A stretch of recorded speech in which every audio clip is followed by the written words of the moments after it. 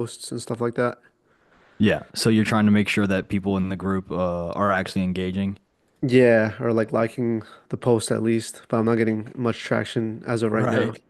Yeah, it's a Right. little lonely. So yeah, there's a few things I'd want to look at, and this is why, coming into the new year, we're going to be looking at having that accountability tracker and the people that want to participate in that kind of a challenge.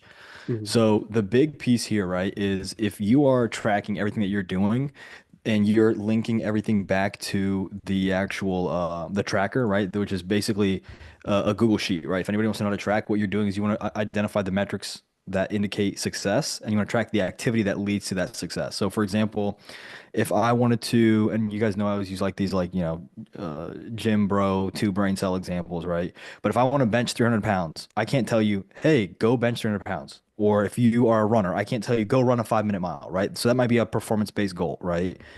Um, it's not bad to have that kind of goal, but it's not realistic to approach it in that way. So what I want to say is I want to say, okay, what's my goal? And then what are the activities that I can do to lead to that goal? So for example, if I want to get a 300-pound bench press, okay, what is my current bench press? And then what can I do to improve it? And then how often, like, should I look at frequency and rest period, right? So looking at things like that are going to be how I identify the smaller KPIs or metrics that will indicate, okay, if I can get them from here to here, then here to then A to B, B to C, C to D, D to E, E to F, F to G, right? So on and so forth. When you take them finally from A to Z, you achieve what you're trying to achieve. So I say that to say two things. Number one, are you seeing a correlation between engagement with your content and sales? And if the answer is yes, then it might be good. If the answer is no, which more than likely it is, and I'll tell you why I think it is, then it's a vanity metric, right? Like my post got 1,000 likes, I got 1,000 views, I got one point, my wife posted like a TikTok or something, and it was like I think I got like over 3 million views, right? But it didn't translate into any sales because there was no sale, right? So it's more of a vanity metric. Now it's a cool one. Don't get me wrong. I've never gotten a video with 3 million views, right? But it's a cool one. So I'm not putting that down. But I'm just saying, like, if you're focused on the conversion aspect, then I'd want to ask you, like, what are you trying to do, right?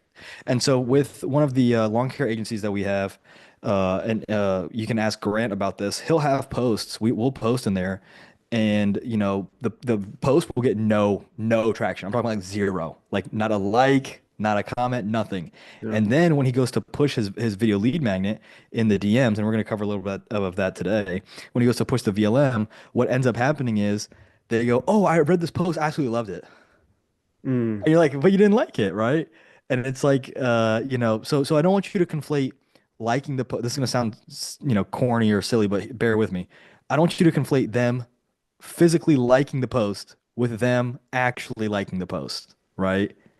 Because Mm. then you'll go crazy. Like, well, how do I get them to like, right? Remember, what's your end goal? Your end goal is, happy clients, great relationships. So I want you to understand that first before I tell you anything else I'm going to tell you, right? The second piece I'd tell you is when you're going to do your copywriting, I prefer using a software called Claude.ai over ChatGPT. I think it Okay. puts out much better content. Now the restriction of Claude AI is that there's a certain use. You're gonna hit your usage cap much faster. Chat, there's like no usage cap when you have a paid plan. When you're using Claude, you're gonna hit a usage plan very quickly. So what I like to recommend doing is I like to say find a style of content you absolutely love. YouTube video, post, whatever, just like that content I have where I'm showing you how to replicate other people. Find that content you like, give it to Claude, and then give it the scripts you want to have it. And you can take it into ChatGPT first and kind of get it there and then move it to Claude. But that's what I'd recommend. Even on the paid version of Claude, you have those usage limits. So I have a video that's coming out later next week. And I was like really, really stuck on how to create it. So I just opened up Descript, some kind of audio recording. I just yapped into the microphone. And then I said, and then I gave it to Claude.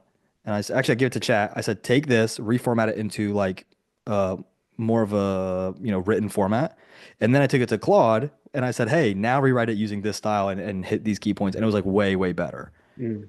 So that's a little AI thing. And then when you actually go to post your content, for content types, fluctuate between long and short posts. So have like short, I'd say 3 times a week, long, 2 to 3 times a week, and you can rotate. Yeah, and the projects definitely help you with avoiding usage limits as well, I think. But yeah, fluctuate your content, and then when you're writing your content, make sure it's easy to read.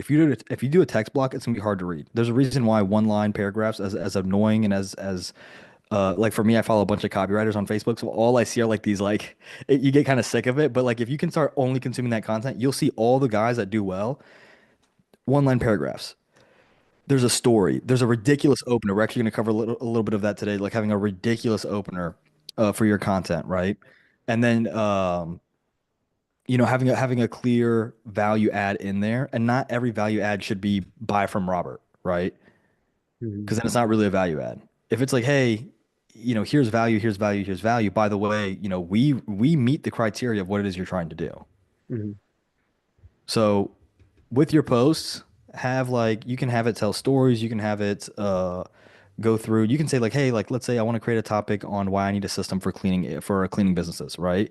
You can say, hey, chat, hey, Claude, create a hypothetical story of how this business owner achieved this goal, and this is the message I'm trying to get across, and then it will create the hypothetical. Hmm. And obviously, don't lie. Don't say, oh, we actually helped this client. Like, don't lie. Yeah, But you yeah. can just say Hmm. like, hey, imagine this, right? Hey, picture this. Hey, like, does this sound familiar? And then have your Hmm. hypothetical. Yeah, gotcha. Okay, Mm, appreciate it. Hmm. yeah. But we can. Any other questions before we jump in?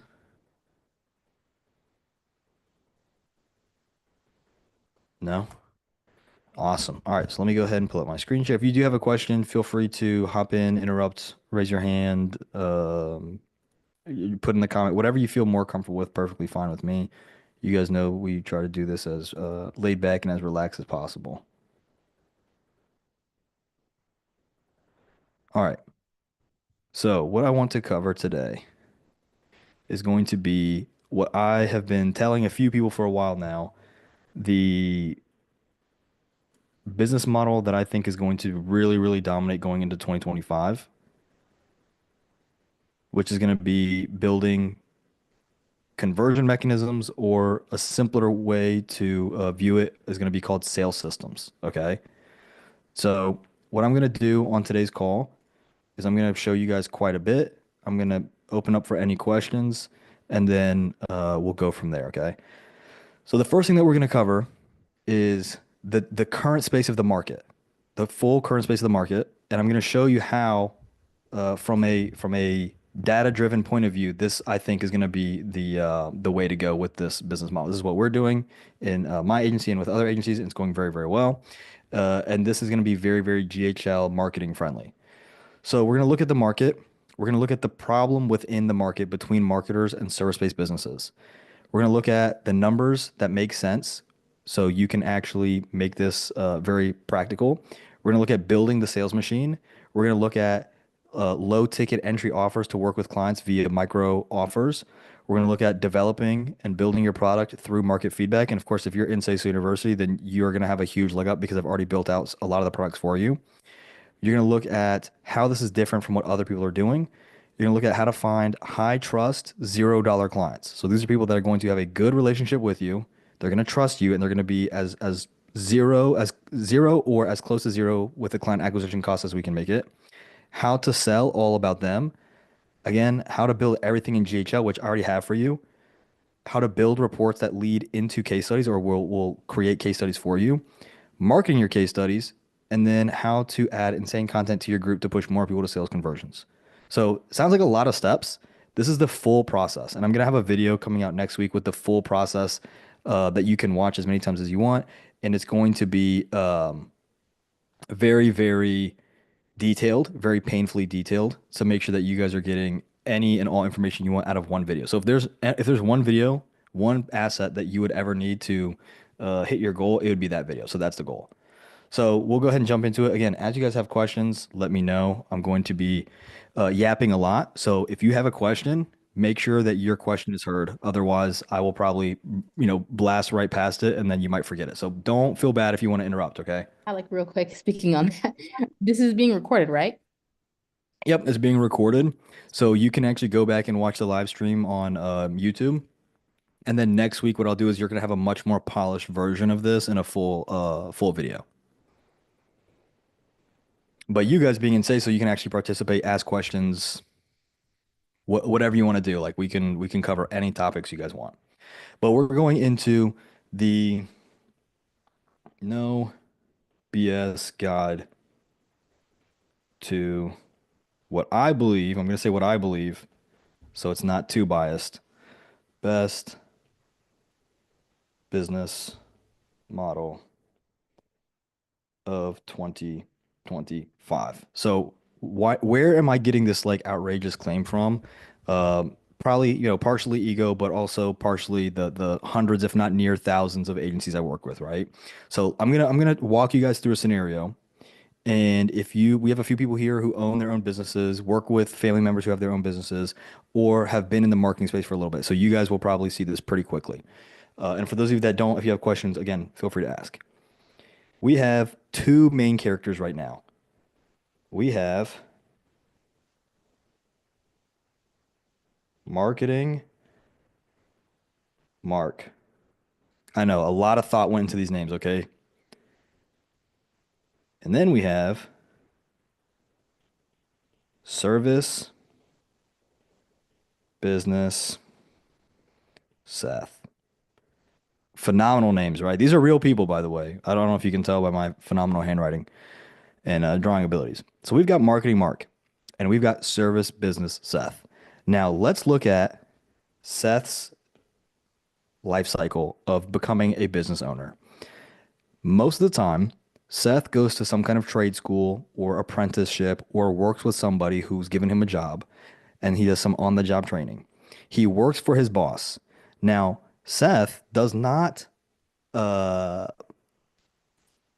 away from the fact that he disagrees that his boss is doing a lot of things inefficiently. Okay.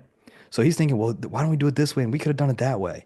And then Seth starts putting together the pieces and he says, well, when I go to this client's house and I write up the invoice, I write up the bill for them, I see how much they're spending, but I then turn around and see my paycheck doesn't reflect the really, really high quality work I'm doing. They have what the E-Myth Revisited calls the entrepreneurial, if I could say that 5 times fast, entrepreneurial seizure. He has this moment, this light bulb goes off that says, wait a minute, I could do this on my own. Duh. Why haven't I thought of this sooner? So Seth says, well, I'm going to go and I'm going to do my business. Now, Seth is really, really good. Service-based Seth is really, really good at what he does. He's a great basket weaver. He's a great in-flight missile repair. I don't know if you guys know that joke.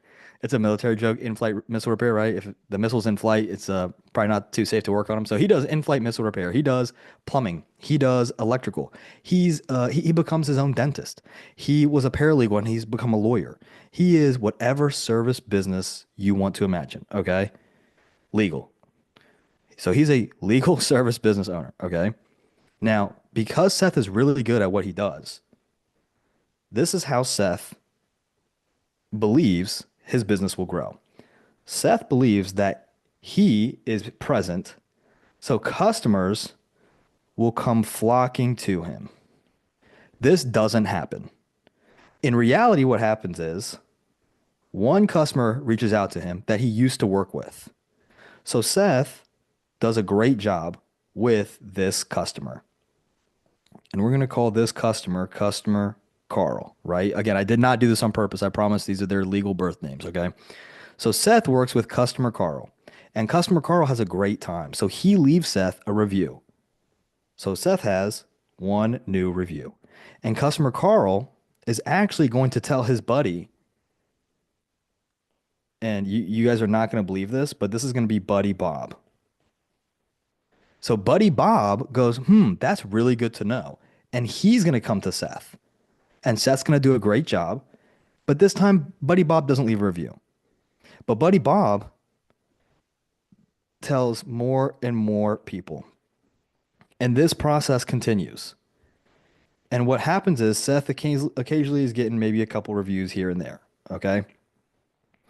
What happens is Seth, being really good at what he does, fails to realize that being good at what you do does not tell people what you do. So what happens is that Seth has to rely on the fact that you have to first experience the quality of working with him before you can determine if this is somebody that you want to work with again. So the only way that you're going to find Seth is if you take a chance on him, which we know statistically speaking that 67% of business is going to the top 3 in the Map Pack, or somebody is referring their buddies to him. Or you're coming back. So customer Carl then returns because Seth did a good job the first time. But the fact remains that you don't know if Seth is good at what he does until somebody has already worked with him. And then you're reliant upon this daisy chain of customer referrals. So what happens with Seth? Seth goes, well, I need more leads. I need more consistent cash flow. So maybe he does a little research, maybe he does a little digging, and he realizes I need marketing. Sometimes they do it on their own, sometimes they reach out to somebody. And when they reach out to somebody, we meet Marketing Mark.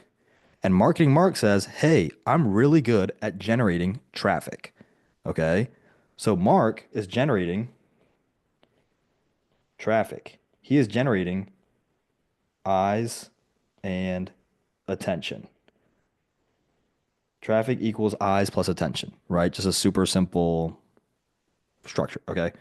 So now Service Business Seth is getting eyes and attention. Now we call this leads. So Marketing Mark's job is to turn prospects into leads. Prospect is somebody that would be a good fit for your business, but it is not necessarily interested or aware of your business. A lead is somebody who is aware of, needs the service, and is considering you as a potential. Just so we're on unified language, right? And if you're like, well, so and so told me, something else, congrats, tomato, tomato. So marketing Mark is turning prospects into leads, and he's sending these leads over to Service Business Seth. Now, Service Business Seth, why does he want marketing? I'm going to sip on some water. Somebody tell me why he wants marketing.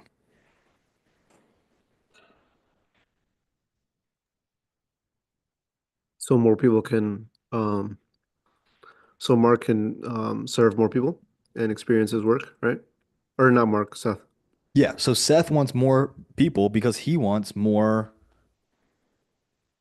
cash, relationships, referrals, reviews, Scale your etc. business. Right? Yeah, more business, right? So that's what Seth is trying to get. Now, Marketing Mark believes that he is paid to generate leads, correct? So herein lies the problem. Marketing Mark goes, hey, Seth, I just sent you 50 leads. And Seth goes, what do you mean? Those are garbage leads. I have only converted, or only 2 of them have actually paid me for anything. So what am I spending the other $48 on? Now, if we look at any business model, we have 3 pieces. And don't worry, this is going to jump in complexity very quickly.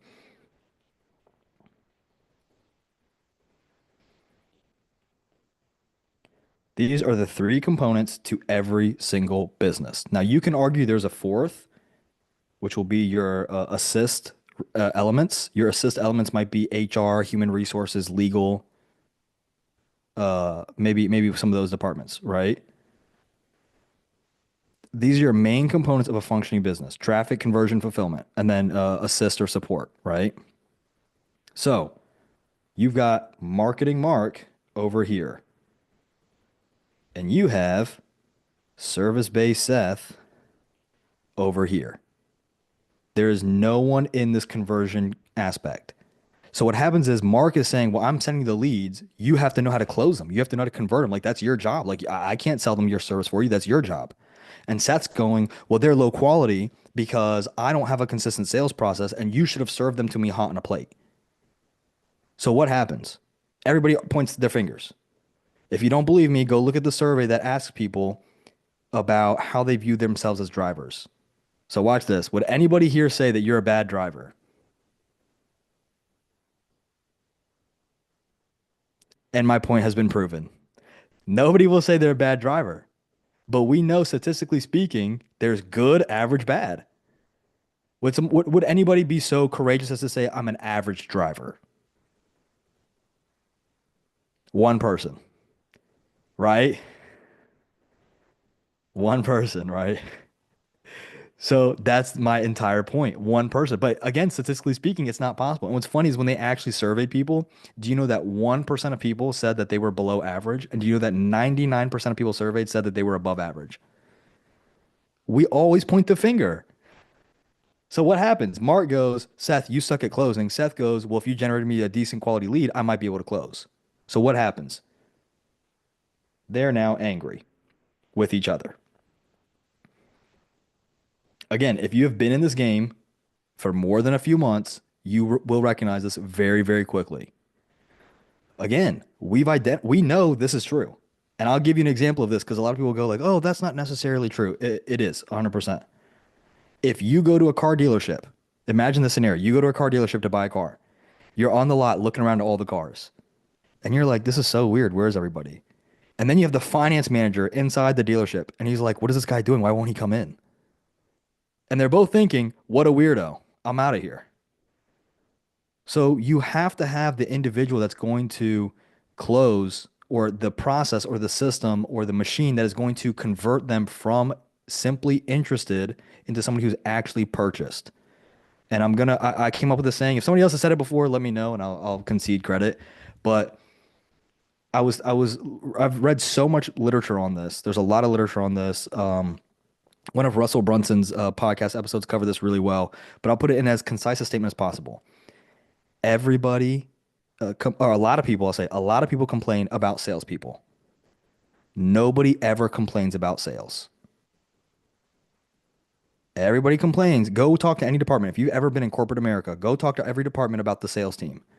They're a bunch of stuck up, conceited, but nobody complains when that paycheck comes in, do they? Nobody complains when work comes down the pipeline, do they? Interesting. Because again, they dislike the type of character that has to assume the role. So what we're going to do is we're going to build a system that automatically takes the place of conversions. And we can call this person conversion, Kathy, Carl, whatever you want to call it. Okay. Conversion Kathy. So what happens now with conversion Kathy? Well, two things are going to happen. Number one, Seth is going to get money in his pocket. So is Seth going to be happy? Yes or no? Yes. Now, Seth also, if he wants to get more leads, there's a few different ways we can get more leads. Let's look at this really quickly. This is your funnel. You've got your eyeballs. You have your conversions, right? And conversions probably should be a little bit lower. So we'll just do that. There's two scenarios in which to get more jobs. If I have an eyeballs at, let's say 100,000 and my conversion is 2%, I can do one of two things. I can double the eyeballs and then I've doubled my cash collected, right? Or I can double my conversion rate and my cash has been doubled. Or I can do both and my cash has been quadrupled. And obviously this is very simple caveman math, but I'm just trying to keep this very simple and easy to follow. Anybody have any questions on this? Now again, the eyeballs don't necessarily equate conversions. So even if I have a lower number, or even if and we can even, we could add in here, like, leads, right? Even if I have a lower number of leads and I'm increasing that conversion rate by 2%, if they're sitting at a 1% and you go to 1%, you're doubling. So 1 + 1 is 2, you're doubling, right? If you're going from 2 to 3, you're increasing by 33.3%, right? You're having nice, or not even 33, it's actually gonna be, was it 60%? You're having nice jumps in conversion by focusing right here. Now, what's nice about this is that if you know anything about marketing, anybody who's done marketing campaigns, like paid, PPC, whatever, can somebody tell me how often you have to update your campaign? Let's focus on social media marketing just to start. Does anybody know how often you should be updating your campaign?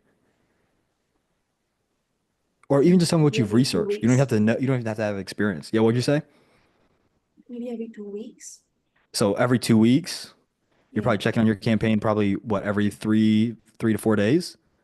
Mm-hmm. How often are you Yeah. probably rotating your promos out? monthly or quarterly? monthly. Let's go the other side. What's the longest you'll probably see a campaign run? Like one Quarter, specific ad set run. one ad set, maybe a quarter Maybe a max, and quarter? that's like really, really that's stretching it. Like Yeah. nobody does that. Anybody else seen anything longer? Yeah, I've seen it in years, a couple of You said years. a year? Yeah, like a year or something. Yeah. No. So anybody seen it longer than a year? So let's say a year's the top. How often do I have to change my conversion mechanism? The conversion mechanism doesn't change, it just gets tweaked. You're just split testing different copy. You're just saying, okay, if I have this word versus that word, is it going to convert? Am I going to have this response versus that response? You start collecting your own data. Well, I know if I respond to them within 2 minutes with a text and then 5 minutes with an email and then I wait 2 hours and drop a voicemail, that has a better conversion. Let me try email, then text, then 1 hour with a voicemail. Let me see what that does. Right? You're just tweaking it until you get your percentages up. Now, let me ask you guys this.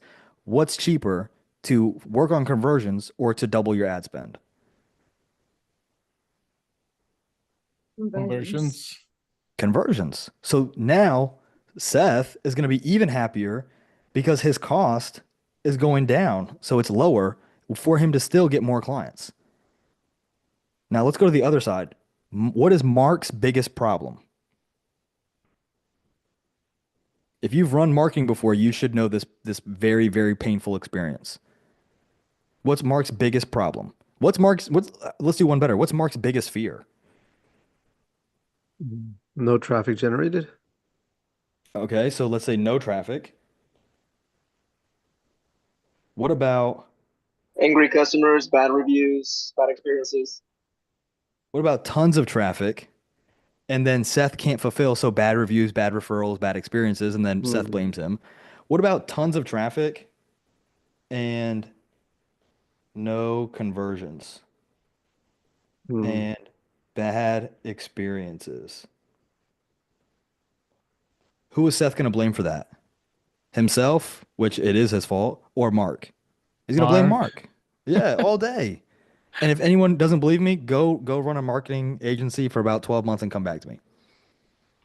That's all I'll say there. Happens every single time. So when you start helping with conversions, what's going to happen? A system that can help maintain the sales CRM and even push into whatever CRM they're using, job or service site, whatever. What's going to happen? Now we know no conversions is not a problem. Now we know bad experiences aren't going to be a problem because you have a systemized process to handle that. Now what happens with Mark? Mark doesn't say, oh, we generated Seth 50 leads. He can now put a dollar amount, a tangible dollar amount, saying we generated Seth $28,000 within 14 days of working. Do you think that's going to help Mark's case studies? Yes. And what's going to happen? Excuse me. Seth is going to recommend conversion Kathy to his buddies. Mark is going to say, hey, I've got about 52 more Seths. Can we do this for everybody? And you can even have Mark tack on your service if you want to as a white label or as a referral. You can even pay Mark, say, hey, I'll pay you monthly for the referrals you bring me, or you can add on whatever service you want and I'll go directly to you and you just facilitate everything. So you can either focus on this person, or both. And what's going to happen is both sides are going to be happy because Mark can now assign a dollar amount. When you give me $1, I give you 7.25 back. And Seth is now happy because he says, when I pay $1, I get 7.25 back. So the conversion is what I think is going to be, from just what I'm seeing with the agencies I work with. This is the business model going into 2025 that is going to absolutely blow the doors down, because especially if you're using software like GHL, the benefit is if I'm on what's the most money I could spend with GHL on a plan, right? If you're excluding I don't know why that won't go away, but if you're excluding let's say, HIPAA, right? If you have your HIPAA plan, you're doing let's be dramatic, throw it in there. We got 497 for the highest plan. You've got 12 a month for a domain, so let's add one for a domain. You've got what's A2P like 150 for a phone number. You've got your variable cost, which we'll get into later. You've got what else do we have? What's the unlimited AI? Was that like 97? Well, that'd be per account, so we can have that as a variable as well. Could do the white label phone app. Oh yeah, if you do the phone app, is that 500 one Yeah. time or is that monthly? I think it's monthly. Yeah, okay, so let's say 500 monthly. Let's just throw it in there. And then you've got your variable cost. So the variable cost I'm not going to count because I'm going to rebill, especially if I'm doing this, right? So the 97 can get rebilled, can be bundled in. The text message email can be rebilled, bundled in, so you can make a profit. So if this all in, what are we looking at here? Let's just say this is 500. Let's just make this 500. So you're looking at 1,000 in monthly costs to run your total software. So no matter how many clients I get, this is going to be my base cost for my sub account, not including what I'm going to be rebilling. So I'm not going to lose any money on the rebilling. So you're going all in at 1,000 a month. This is with like if you're white labeling the app, which I don't recommend people do. I just recommend you use the LC version. But if you are, you're going 1,000 all in. So we understand the model itself. Or does anybody have questions on the model itself before we move on?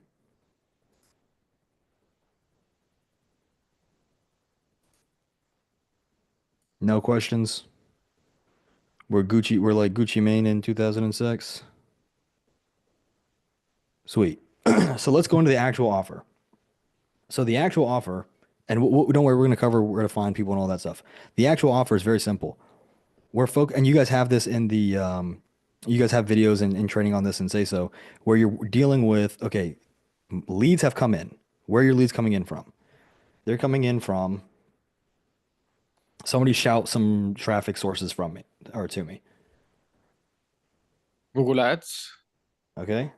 PPC. What else? Social media. Social media. What else? SEO. SEO. What else? Word of mouth. Word of mouth. What else? We could even say Google I'll say- profile, yeah, Google Business Profile. Yeah, your more local SEO, right? What else do we have? I'd say like print media, maybe. These are your pretty standard ones, right? Maybe you can throw in like radio ads and a few other platforms, but these are pretty standard, right? Door hangers, yeah, print. I'd probably throw that with print media. So from here, they should all be going to a single landing page, and you can even argue different landing pages for different promotions, but they should be going all into different. Even if they're like multiple landing pages, right?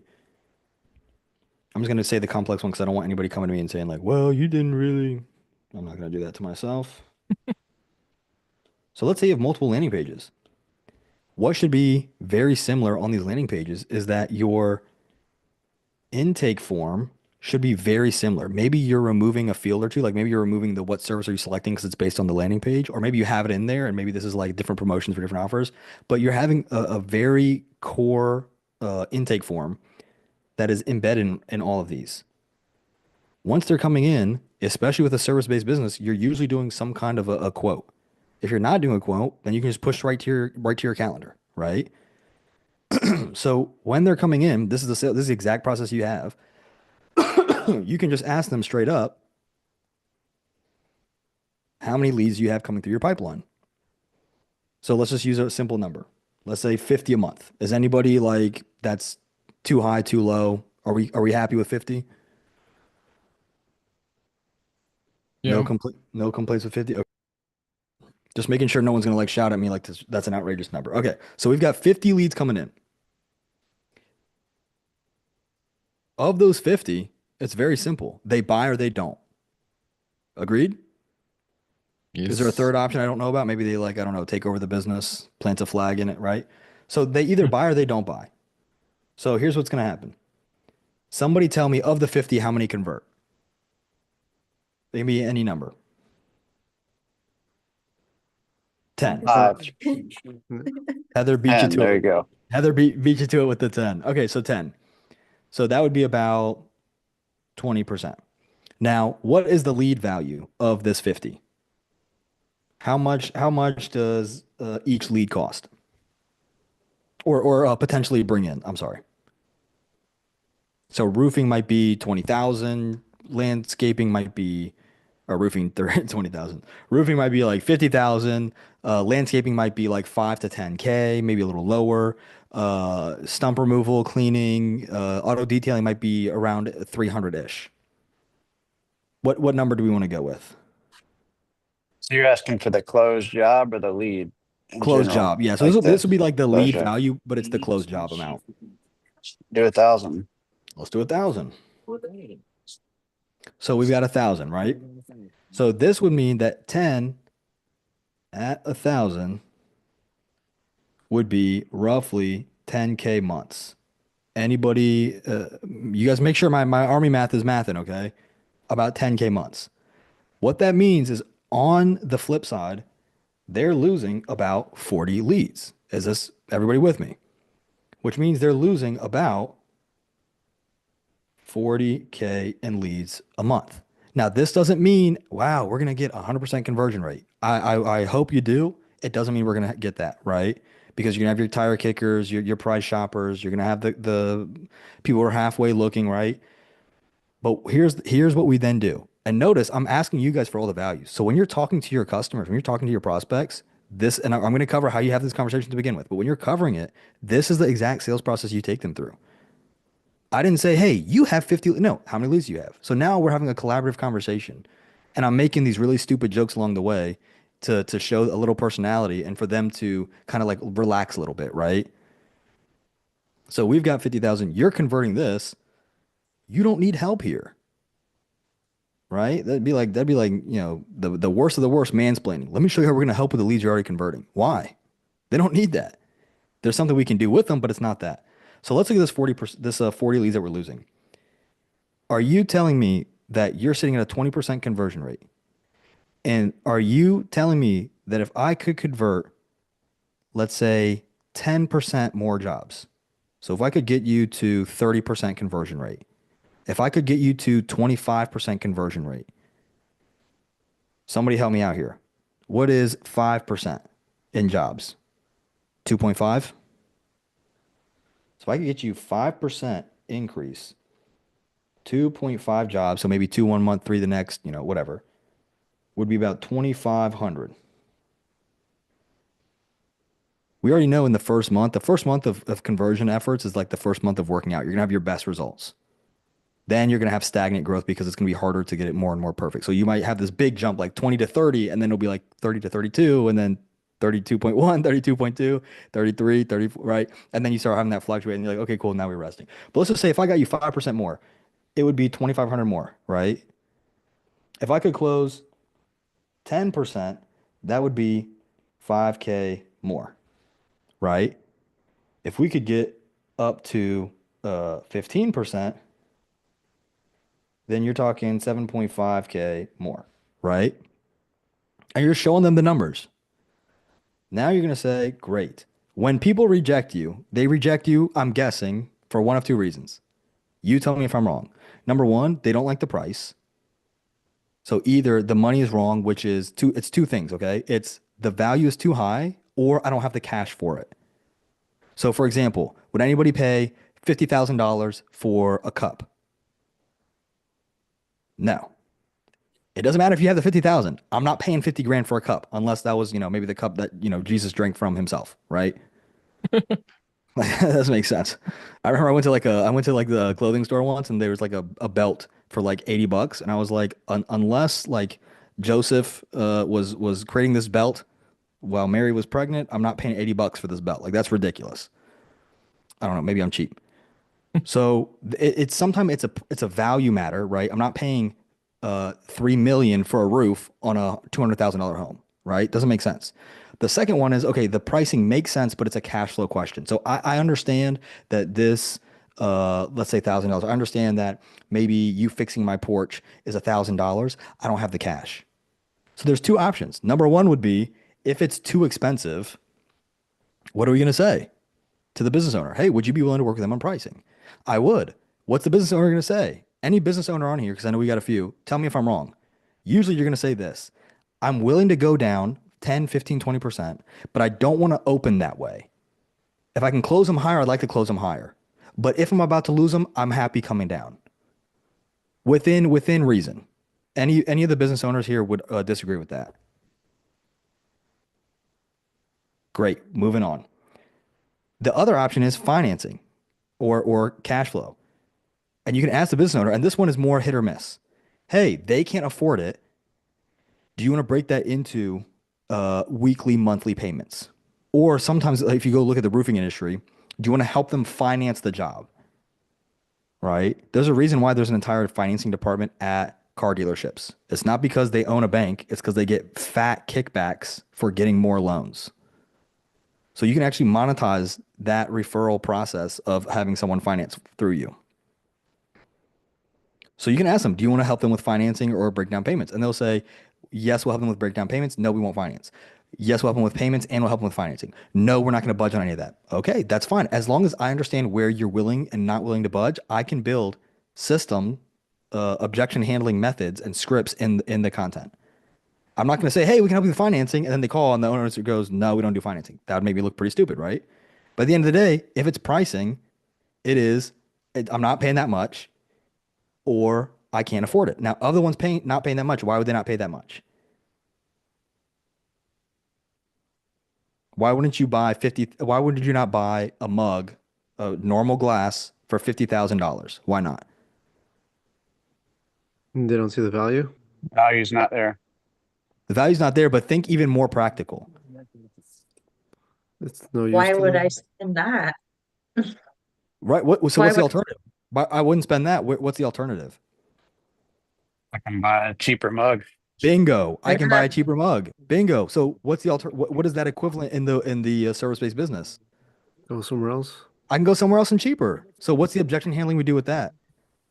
Hey, if you can find a cheaper quote, bring it to us. We'll either beat it by 5% or we can't beat it and we'll tell you in fact have the best quote. And at least you can now be 1000% certain that you have the best deal.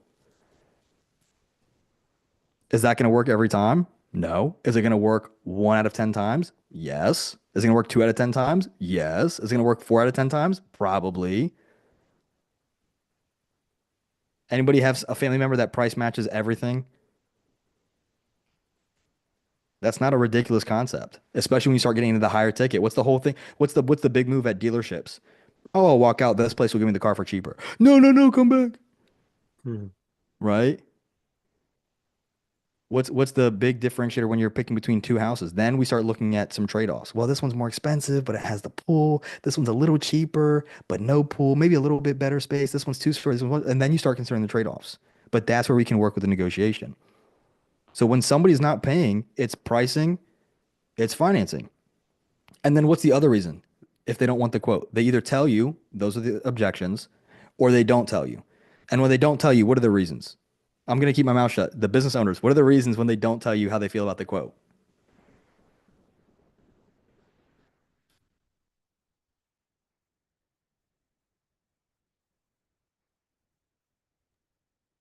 What was the question? What's the reason when they ghost you? What's the reason that they don't ghost you? Or Oh, the reason that they ghost you? probably the price. They just don't want to tell you. Yep. Yeah. And Gus said the same thing. It's always the price. Price is always the objection. Hmm. Always. So with your objection handling, what we do to convert this number right here is we either say they saw it and rejected it, which by the way, in GHL, estimate, status of estimate, rejected or declined. Then we go into managing the price. If estimate is viewed or seen, no reply within 24 hours, we then follow up. Hey, we noticed that you saw the template, or you saw the quote, but you didn't like it. What's going on? Like, what can we do? How can we earn your business? They haven't opened it. Hey, we noticed you haven't opened the estimate. Take a look. Let me know if there's any issues. Next day, hey, we're going to call you, right? You can do all that with the estimates. All those different triggers: accepted, declined, viewed, sent, not opened. And then you pick how long after until you have your thing. If they rejected it, we want to handle that quickly before they move on. Oh, you have another quote? Bring it to us. We'll beat it 5%. If they accept it, great. Let's onboard right away. But I'm focusing on rejected, viewed, not replied, sent, not opened. Because that's the three outcomes of a quote that doesn't go your way, right? So by having that kind of methodology, we're now looking at how we're going to increase by these percentages because a lot of these conversations are just slipping through the cracks or they're not being replied to in time. What if I was able to quickly, as soon as they rejected it, quickly say, hey, bring us another quote versus the alternative, which is I'll wait 2 days. Oh, can you bring another quote? Hey, we already broke ground. My car's already in the shop. I've already scheduled my $1,000 massage, right? Too little, too late. So that's speed to lead. That's the system. So if we can do these things, and let's just focus on what number do you guys want to go with? Do you want to pick? You guys tell me. Do you want to go with the 2.5% increase, or the 2,500 extra, 5K extra, or 7,500 extra? You guys can try to booby trap me and make it as pessimistic as you want, or we can go the opposite route. But you guys tell me, what percent increase? Let's say hypothetically, what percent increase did we do for this customer? 10%. Someone said 10%, 4.98%. No, you're fired. So let's say 10%, right? Right in the middle. So 10% is how many people? 5, right? So this number now becomes 15. Remember, they did not need help closing these 10, right? Mm. And what I will tell you from my own research, studies, putting this together, looking at the case studies, what I will tell you is between you and me, the numbers are usually flipped. They usually go from 5 and they add another 10 jobs. That's usually what happens. But I'm going to keep it very realistic, hyper realistic to what you guys might expect if you haven't done this before. So that way I don't want anybody thinking I'm inflating expectations. But usually it's flipped the other way because nobody's doing follow-ups. Anybody know, by the way, the exact number of estimated follow-ups you need to convert mid to high ticket deal? 7. You said 7? You're very close. Yeah. Yeah, I heard it was like 8, I think. 8. 6 to 12. It's between 8 and 12. Yep, 8 and 12. The exact number is 8.2. Hmm. And again, there's probably different sources that disagree. So, one of you may have been right and it's different, but 8.2. You know what's crazy? You talk to a business owner, oh, I don't want to follow up. That's so annoying. Why is it annoying? Because a lot of people have that objection. Alec, I'm not following up 6 times. I'm not following up 8 times in 7 days. Yeah, it's too much time for them, right? Well, no, they're worried more so about the frequency of follow-up. They're more worried about Robert getting 4 text messages, 3 emails, and 2 voicemails. Oh, okay. Yeah. So why do you think people are so afraid of following up? Too salesy? Too salesy? Mm-hmm. Anything else? Too They don't wanna salesy is piss their good. They don't want to piss their customer off. They don't want to piss their customers off? Yeah. Anything else? They forget the tasks. They just forget to do it. Yeah. The big concern that I hear is when we try to automate someone's business, they go, well, it's too spammy. It's too salesy. It's too pushy. If you truly, too salesy, requires too much time, don't want to annoy. Here's the deal. Our customers, let's reverse engineer it. Are customers happy to pay for things? Yeah. 100%. Yeah. If it's a good experience and a good deal, 100%. Mm-hmm. When you buy your dream car, is your dream car going to be cheap? I don't know. No. Are you going to be having the dumbest looking smile on your face driving it off the lot? Why? They just took 50,000, 100,000, 200,000 away from you. Why? Because you got what you wanted. So with the customer, you have to truly believe, and this is where like people really hate sales because you're going to see how like corny what I'm saying sounds. You have to truly believe that you are delivering the best product. And that any alternative to you is a disservice to what they're trying to accomplish. If you say, Alec, can you build me an agency funnel? I have to believe in my heart of hearts, I'm going to build you the best one. Otherwise, I'm not going to be committed to following up and nagging you about it. And in my nagging, I have to be value-based. I have to truly believe, like, listen, like, I know I'm reaching out to you a lot. We are truly the best for building your fence. We are truly the best for detailing your car. Like, listen to me. If you go anywhere else, you risk scratching your dream car. You come to us, we take care of it. We are like, car doctors, car babysitters, car nannies. Like your car is going to be in perfect condition. You're going to get back looking the same way it looked when you picked up the keys for the first time. And if you are truly just trying to get the cash from them and not provide a value, then yes, you are going to come off pushy and salesy. Now, even in having a good attempt, are you going to annoy some people? Of course you will. 100% you will. But when you go, like, for example, when you go car shopping, because car shopping is just like, I use car shopping because it's such a slimy experience most of the time. When you go car shopping, the minute you put in your information to go buy a car, what happens? You know you're going to get text. You know you're going to get called. You know they're going to blow your phone up. But at the same time, you want them to because you're trying to get the details in the car before it's gone. So if this is this is why I can't stand outbound for newer agencies. If this is an inbound lead, they understand that they want to be contacted by you. And they will actually prefer, if you go look at the data on it, they will prefer having actually text and email conversations over phone call. Now, some people will prefer phone call, which is why what I recommend in day one is I recommend an email with the quote, a text 5 minutes later saying, check out the email, because that's been what's proven best, and then a voicemail. And guess what the voicemail says an hour later? We emailed you the quote. That's what they have proven has been the most effective voicemail for cold calling, or even if it's like reaching out to an interested lead. And so what's going to happen? I have now opened the door for them to reach back out to me in one of 3 ways.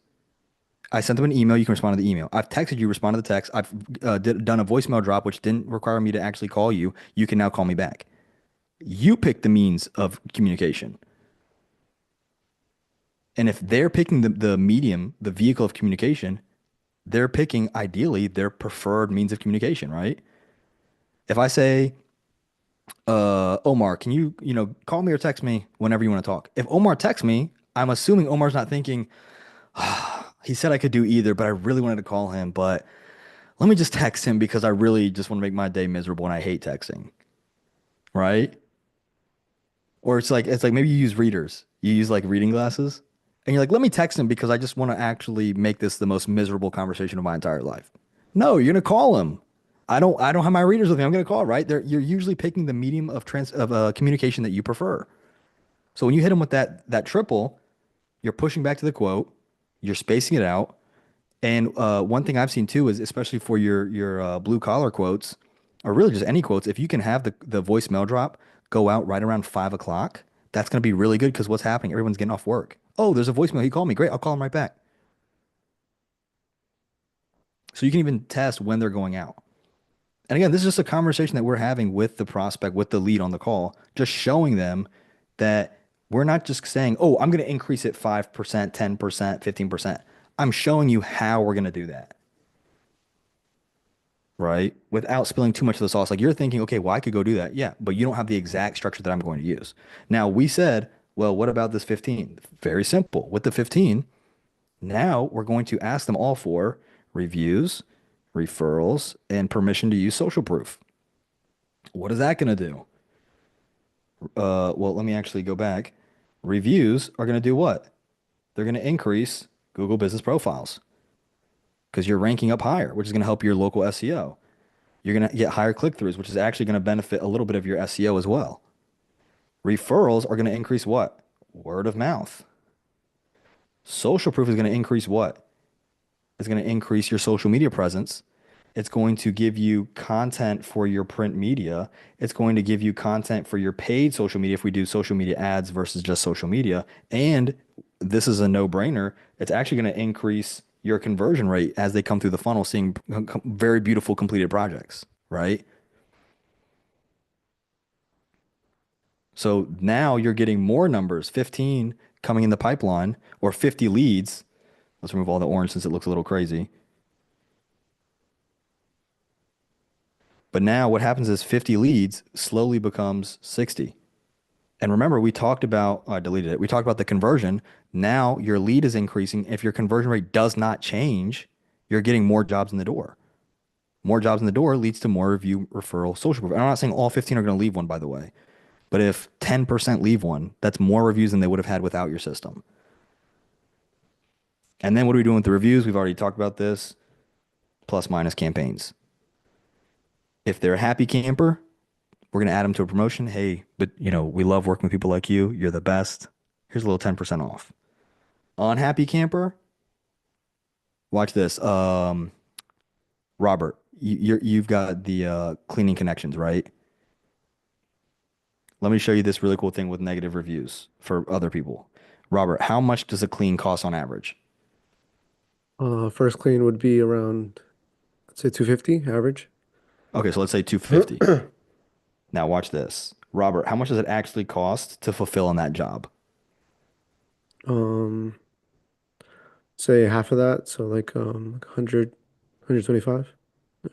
Would you spend 125 bucks to get rid of a bad review Yeah, every day of the week? 100%. Yeah. So they're thinking, wow, I saved 250, and you're thinking, wow, I just paid 125 to get rid of a bad review, which is going to increase my ranking, which is going to boost my conversions and my position on GBP. hmm So when you do those negative campaigns, what I usually do is you can do there's a 3 sequence follow-up. Number one, immediate, how can we fix this and make it better?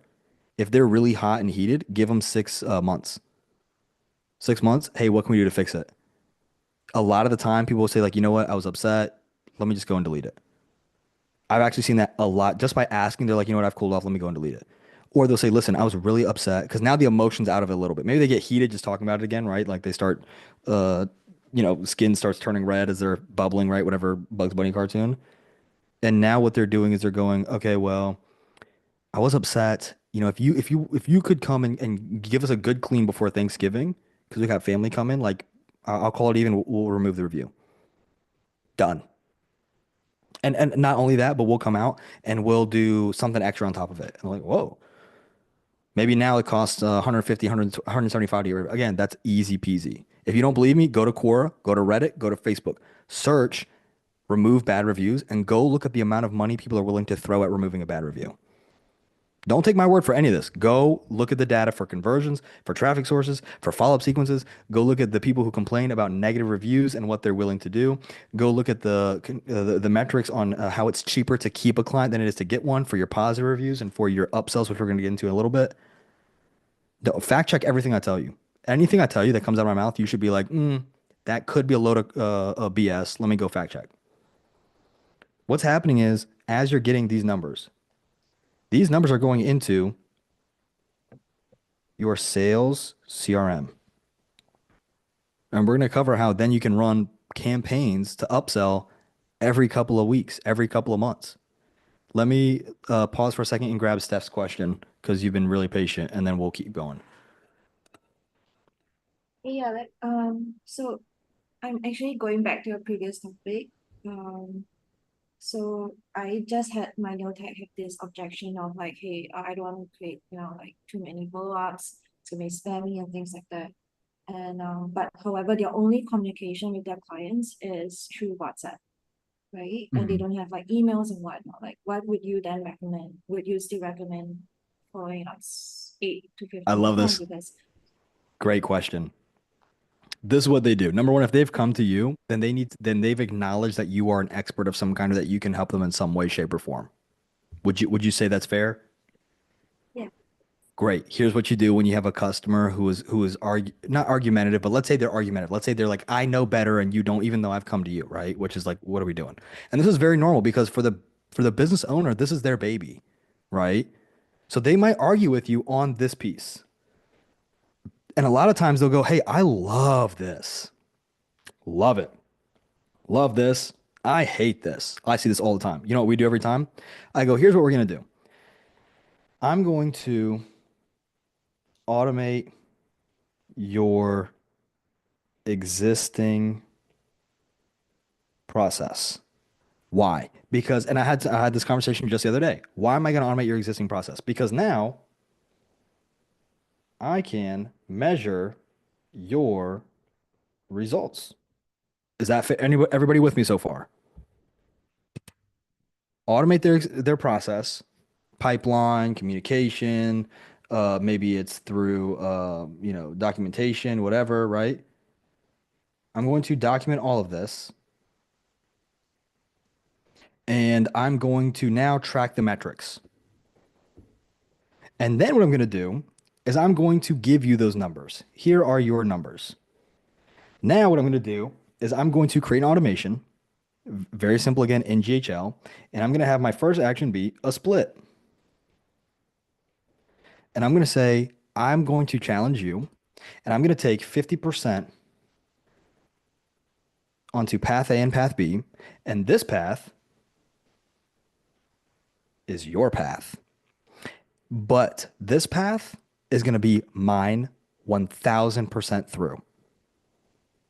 Now, are you going to sabotage their business? No, because then they're not going to pay you. If you are right in your approach and you make them money, are they going to be upset about that? No. If you are right and you make them money and they are upset about that, do you want to work with that person? No. If you are wrong and their process works better, now you both know, factually speaking, their process works better. And you know what you can do with their process? You can do it again.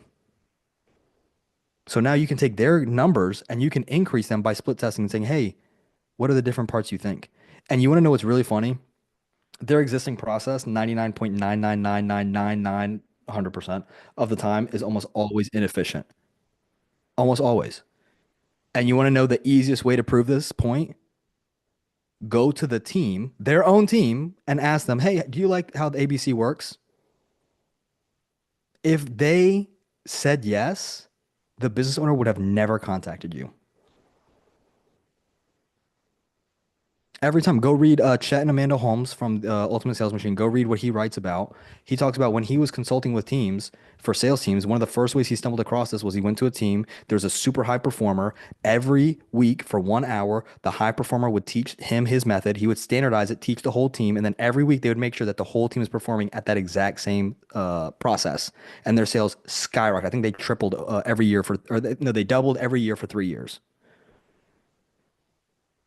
Most of the time, they already have the secret weapon in their arsenal. The difference is that the boss is viewed as the boss and the technician is viewed as the technician.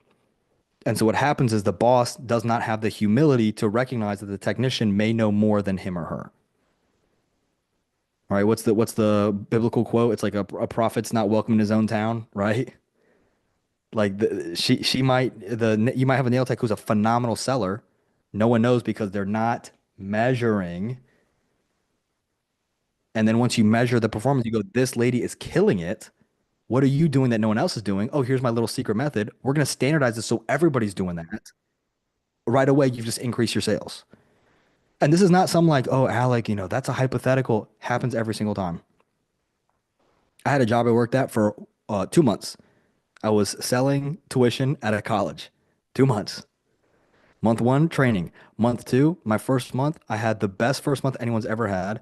I had a 53% or 52% registration rate. So they were actually picking their classes. Of that 53%, 47% were paying for the courses on that one phone call. So I had near a 25% close rate for tuition, which is not cheap. It was a private school. Guy calls me into his office. We've never had somebody come in this first time like that. And what is my thought process? I could show everybody what I'm doing that they're doing wrong. And he's like, if you keep this up for 3 or 4 years, let's talk about that. I said, I quit. I said, with respect, I'm out of here. If the new guy's coming in crushing it, why not follow that process?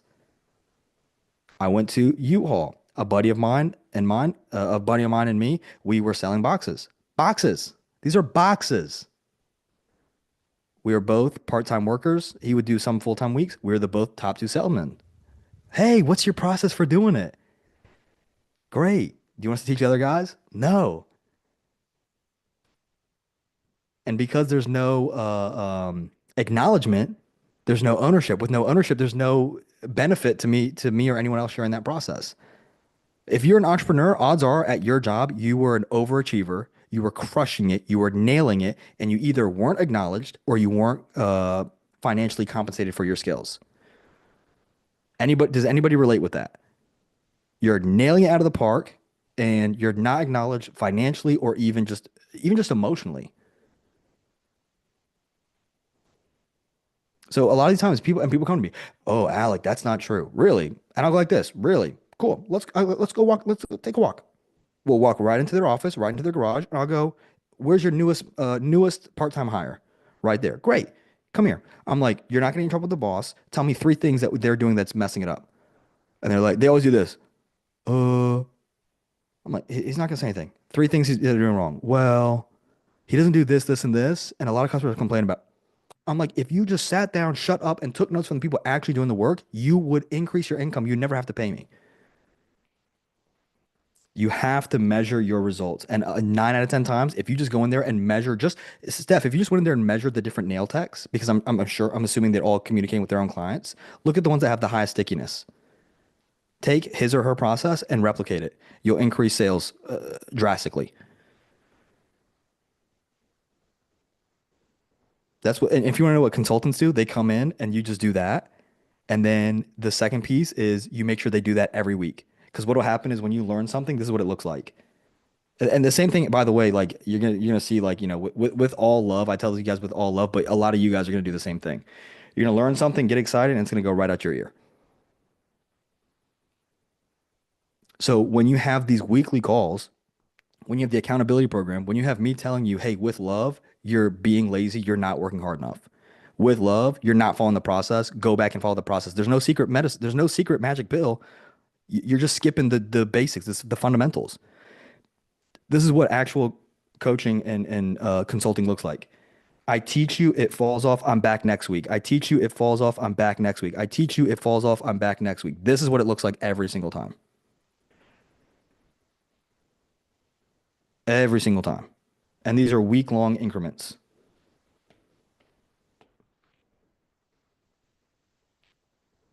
I was telling Jake's on the call, so I'm gonna pick on him a little bit to welcome him in the group warmly.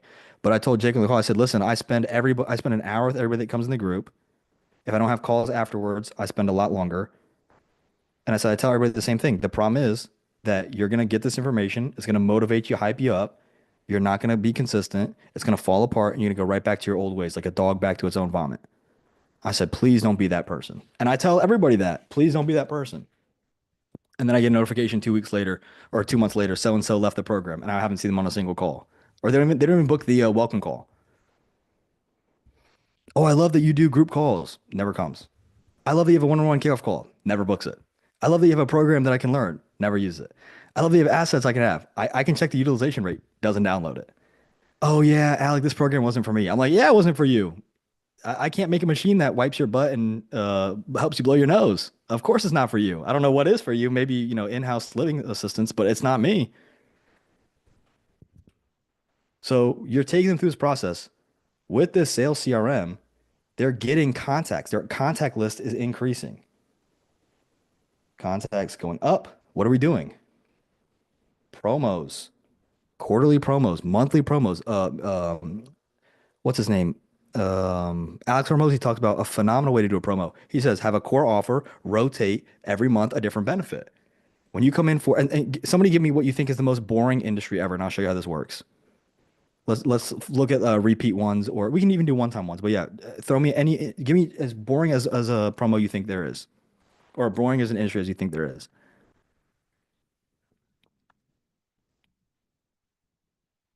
Just don't say in-flight missile repair. Bookkeeping, great one. Love bookkeeping. Bookkeeping. When you come in month of January, there's no reconciliation fee. We're not going to charge you to look at all your books. It's a brand new year. No reconciliation fee. You're never going to see that again the rest of the year. Oh, that means it ends January. Come on in. February comes across. What's the next promo we want to do? If you pay in full in the month of February, we're going to knock off 2 months.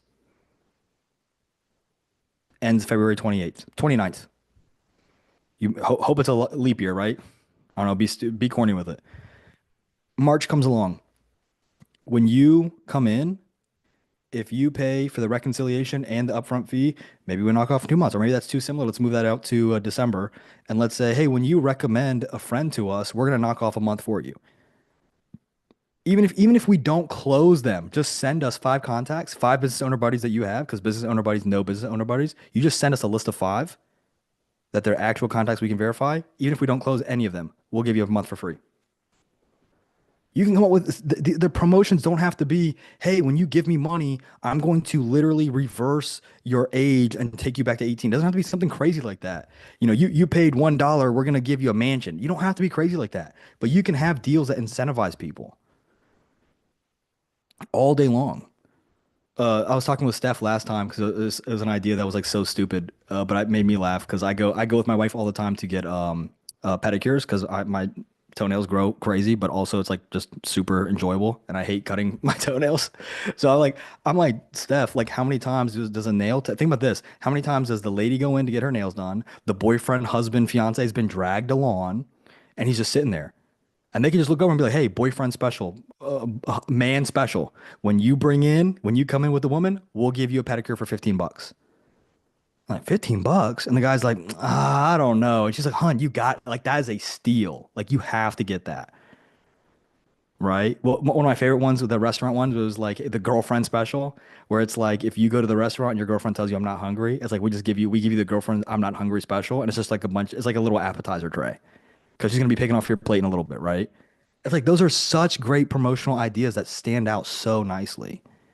So with your contract, you can do promos. Now, wait a minute. Review, referral. What was the number I told you guys? Usually leaves reviews and sends referrals.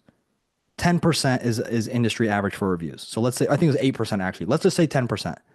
So how many people didn't leave reviews and referrals?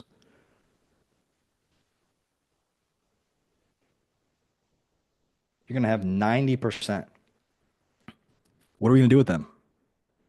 We're going to put them into, and again, if you're in SASO University, you already have this. If they don't leave you a review or referral within 30 days, what are we going to do?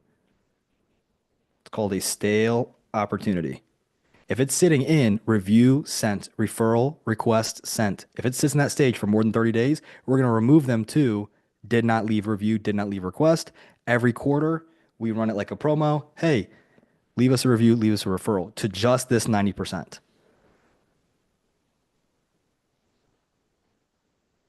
If that even gets one person and that increases you just a little bit, people think like you got to be top 3 of the map pack, right? I had a client go from 15th to 11th. Took 2 months, and in month 2, this is my first long care client. In month 2, he made $28,000 in a single week. At 11th, I mean, I don't know about you guys, but anybody ever had, my parents were not this way, but anybody have the parent who's like, hey, if you're not first, you're last, right? Ricky Bobby style. You're not top 3, then what did you brag about? Bro, you pay me 28 grand in a month when back then, and you're telling me I have to get 11th? I'll take my 11th place prize gladly. I don't even know what color that'd be. Maybe like a tin can or recycled bottom of a soda can, right? Who cares? 28 grand in a week?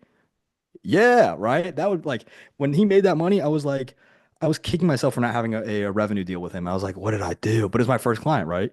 And of course, that propelled me to where I am today. So I'm very, very appreciative. But I'm just saying, like, those promotions are so easy.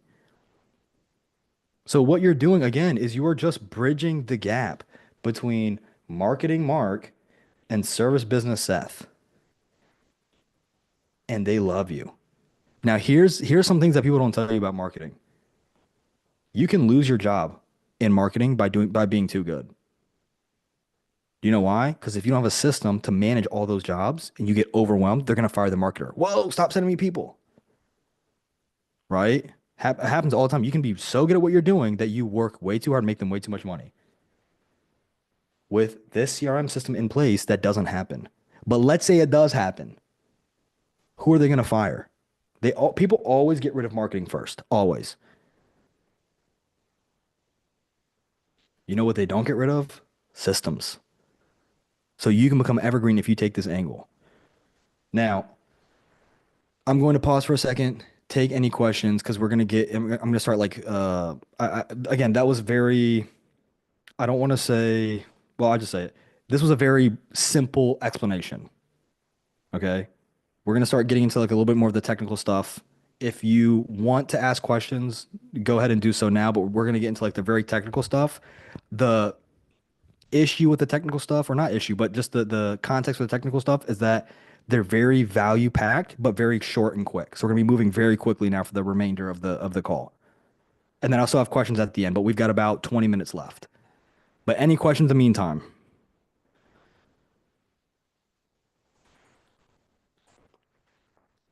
I got a quick question. Like for existing clients that haven't left you a review, what kind of copy do you send them?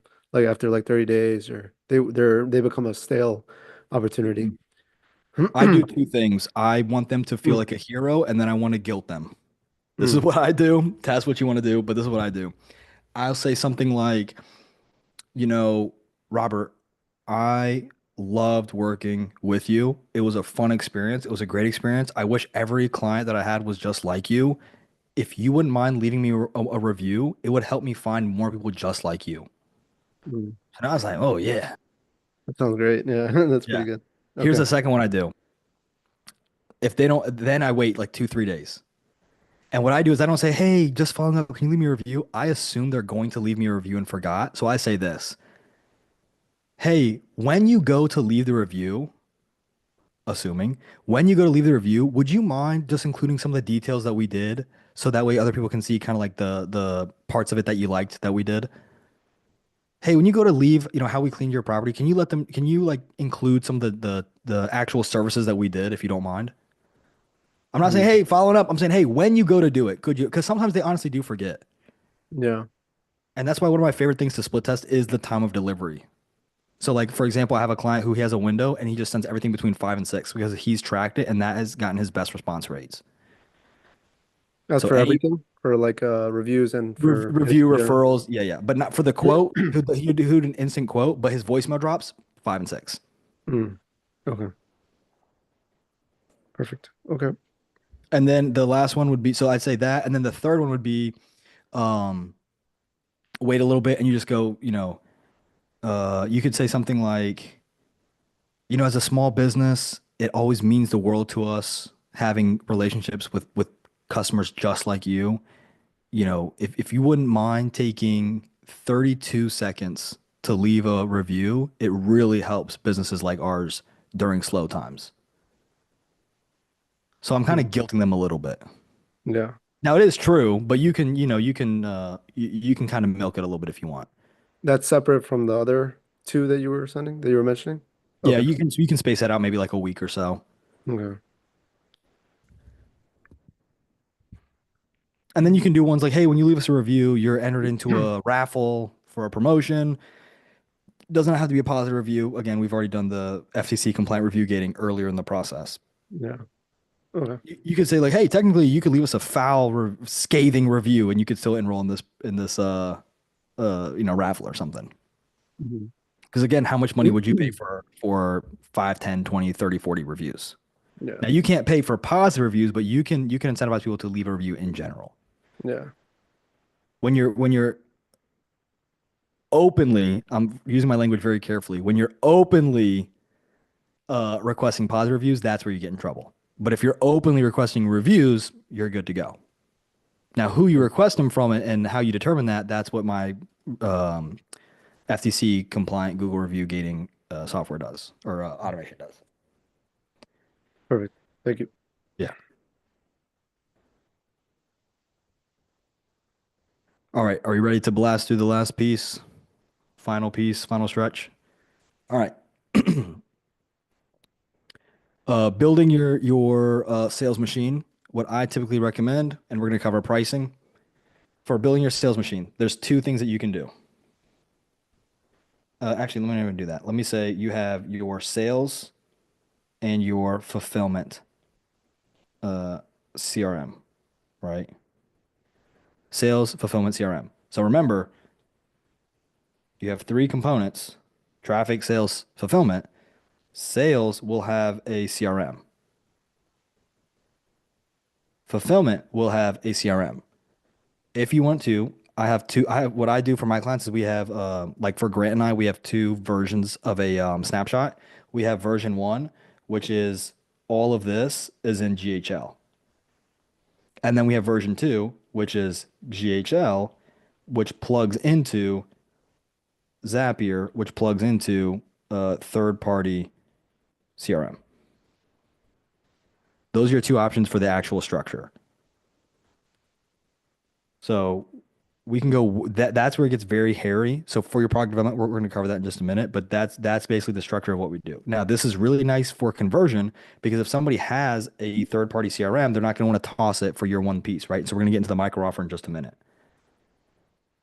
But when you want to close somebody in the beginning, which is what we call the micro offer, this is like a first date versus getting married, right? People talk about this analogy all the time. They don't actually give you tangible advice on how to do it. So the tangible advice would be you want something where nothing and no one is replaced. That is the main piece that your micro offer has to satisfy. I can't have the website guy fired and I can't have the CRM replaced. If you want low friction, nothing and no one can be replaced. So, oh, we have a third-party CRM. Beautiful. Our sales one plugs into it. Oh, we don't have a system. Beautiful. Our system can do it for you. Right? And then you want to focus on getting them results fast. And the easiest way we do that fast is what? Database reactivation to their contact list with promos, referrals, and plus minus reviews. How can we get more positive? How can we reduce the negative?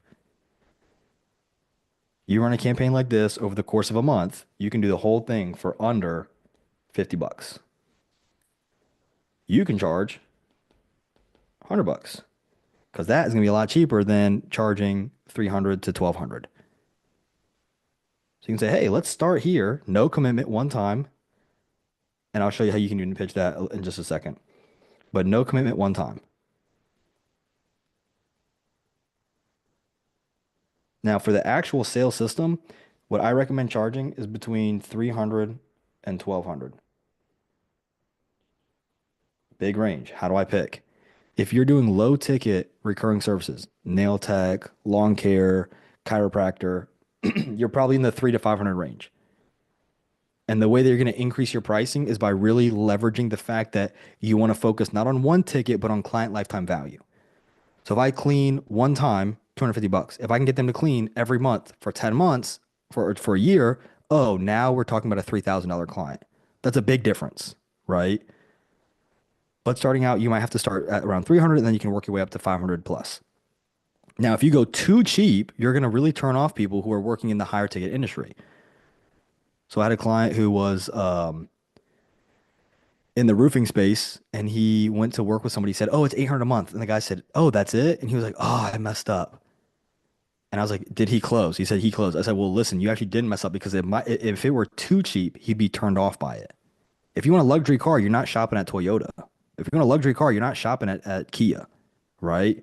You're going to BMW, Mercedes, maybe Lexus on the lower end, maybe Ferrari, Lamborghini, right? Bentleys, right? So if it's too cheap, that might turn them off as well. So look at their ticket price and you want to sit somewhere around, I would say 5 to 20%.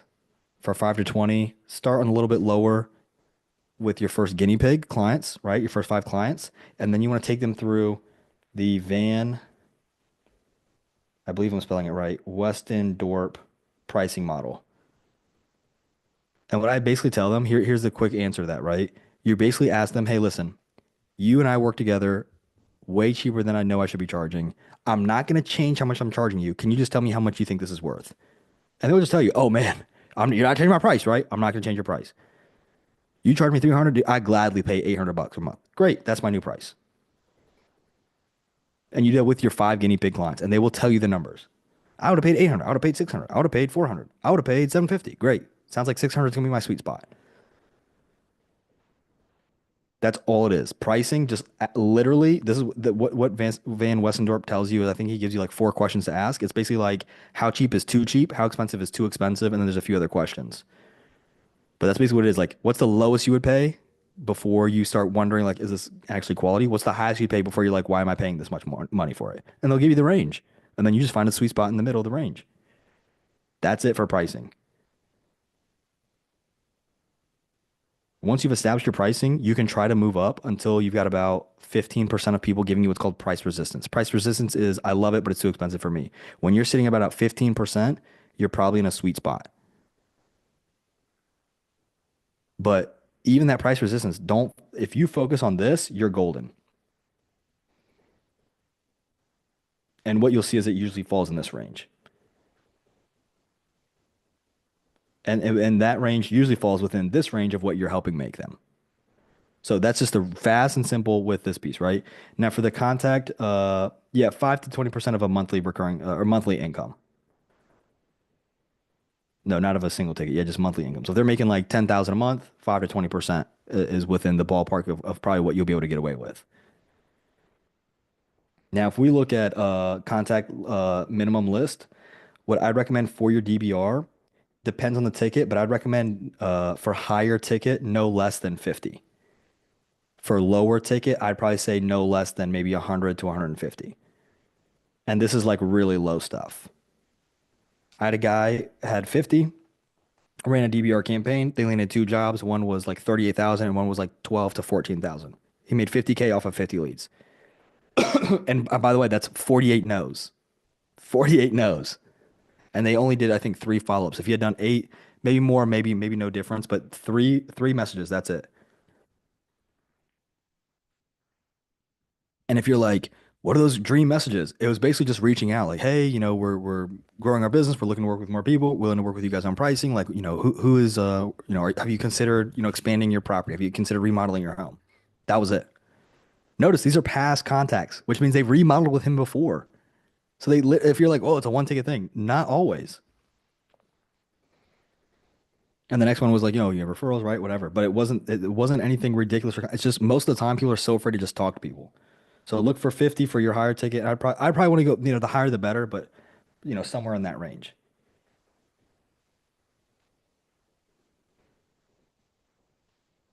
And what's funny, here's the part that's a little funny, a little frustrating. The 300 and the 1200 could be the exact same system. Just one is tailored for roofers, one is tailored for barbers. It really has to do with this, which has everything to do with the word, I know you guys are sick of hearing that, niche.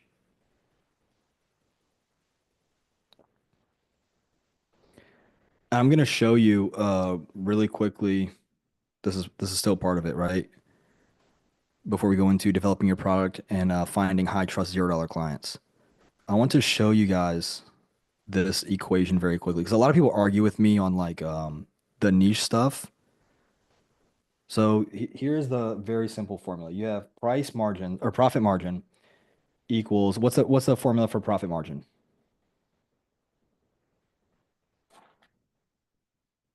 Revenue minus cost divided by revenue, right? So this would be revenue minus cost is just your dollar. This is going to equal your profit margin percentage. Anybody confused on that part? No? Great. I'm going to show you mathematically why it drives me absolutely bonkers crazy when people tell me, oh, Alec, if I have any industry, I can get more clients, right? Stupid. At this point, I'm like tired of being nice about it. It's stupid. I'm going to prove it to you right now, factually speaking. You've got your costs. How do you calculate your costs? Revenue, you could have, I really couldn't care less. 2 million, and you're sitting at 10%. Meanwhile, I can pull in 1 million at 35%, and I'm making more money than you are at half. Why? Why can I make this? Why does this change? Why does this change? Because nobody considers this piece, cost. I have the GHL system. Just GHL. What is my cost for GHL? Somebody come off mute and fly back and forth with me for a second. 500. 500. How many people do you need to just run a GHL offer? How many do you talk onboarding, support, walk me through the exact numbers you need. And you can guess. You don't have to know them. Just guess. What would you say? Maybe onboarding specialist? Mm-hmm. Okay. How much would you pay that onboarding specialist? We're going to apply this number to everybody. Just give me a random number you'd pay them. 2,000 a month? Okay, cool. 2,000 a month. How much do you think would go to your support team?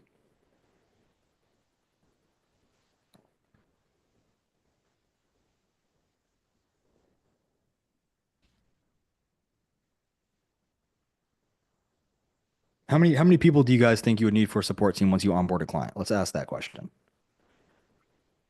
There's no right or wrong. I'm not gonna two. Okay, two. Anybody say more or less? There's no right or wrong here. Two.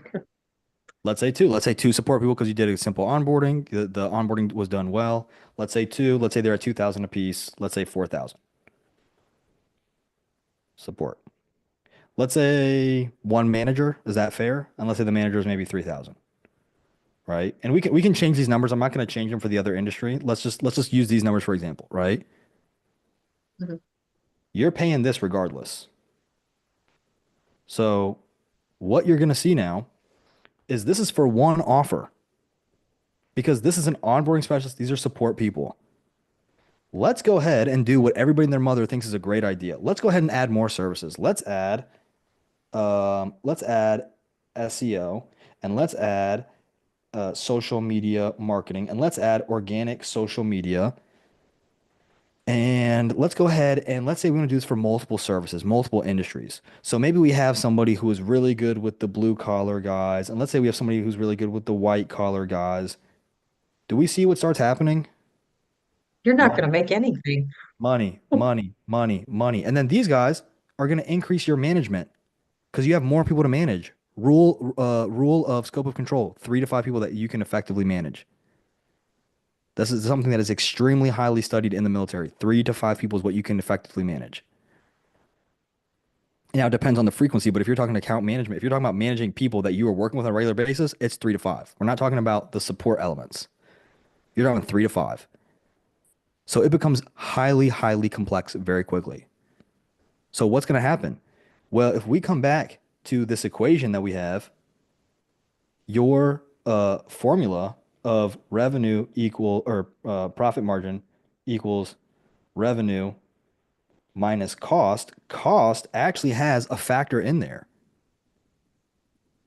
And your cost, we can even keep the factor out of there. It's going to be cost times your complexity multiplier. So every new horizontal, lawn care, stump removal, fences, dentistry, lawyers, or let's put them all in one. Doctor, let's say this is a therapist, chiropractor, dentist. Let's go all medical. Dentist, physical rehab, counselor, right? Then you're gonna do websites, SEO, sales systems, organic social media. You have all these different layers of complexity. These are your horizontals and your verticals.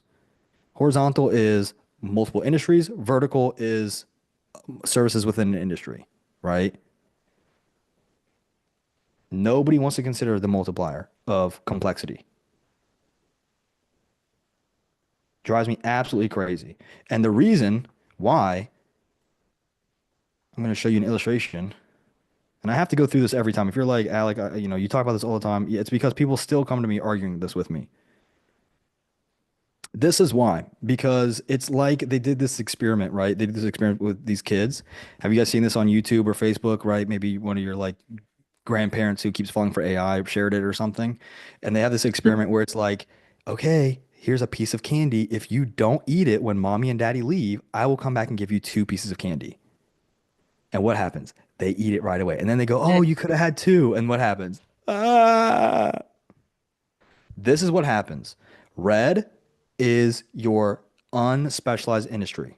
Full service, I'll do anything for anyone or agency. What happens? You're going to get quick wins because you're attracting loser clients who think, oh, you can do anything for me.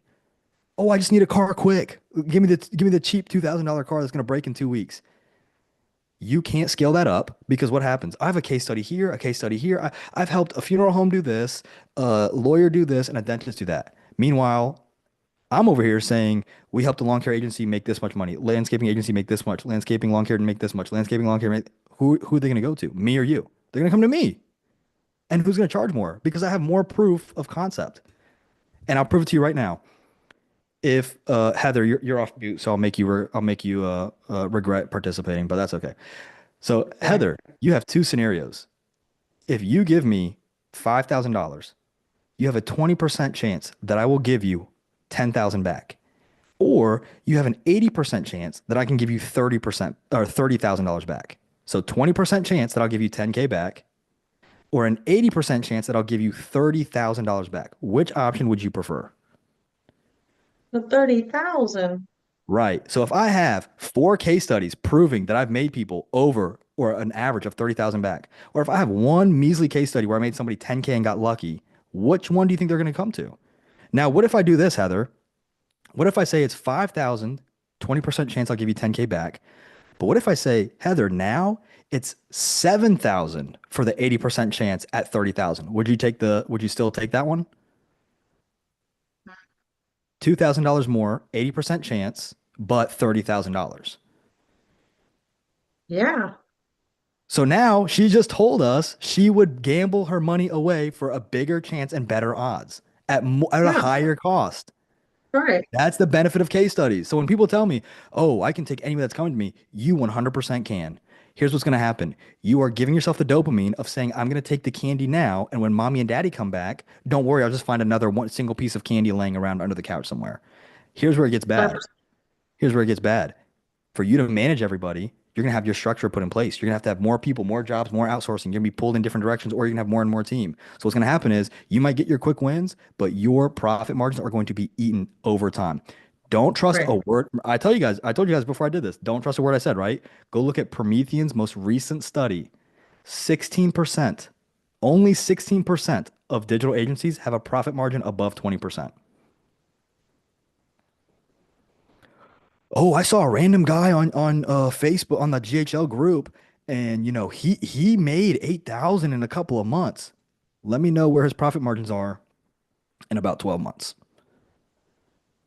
And what's crazy is I had a conversation just like that in the group, and I was talking to somebody else, and the guy who made the post was like, "Well, you don't know what you're talking about." And I'm like, "Okay." I'm like, "Here's everything." He's like, "I looked at your one profile and I know what I'm talking about." Okay.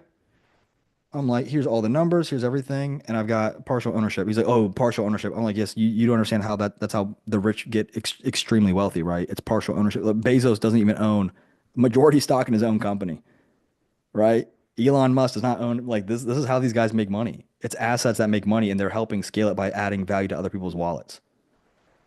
So a lot of the times, these young guys, they might come in, or I say young, just these new guys might come in, and might make you doubt yourself because they made quick cash. Let them hit you back up in 12 months and tell you where they are. So, final piece. How do we find high trust $0 clients? Because you don't have to break an arm and a leg to run ads or to get clients. First things first, if you have no money, you should not be running ads. You do not run ads until you have 1,000 in surplus. Surplus is money I can reinvest and not worry about it. If you are below this and you come to me for ads, I will digitally slap you through the screen. It'll be like that Soldier Boy song, Kiss You Through the Phone, but it's gonna be me slapping you through the screen. All right? Don't do it because you don't even have organic content that you validated. So people think, oh, I have this lump of dog poop. And I think that if I multiply this lump of dog poop on social media with paid ads, it's going to turn into diamonds. No, honey, it's going to turn into poop here, poop here, poop here. That's all it's going to turn into. Money for the guys, money is like a woman, okay? It will multiply whatever you give it. You give it dog crap, it's going to give you a whole lot crap back.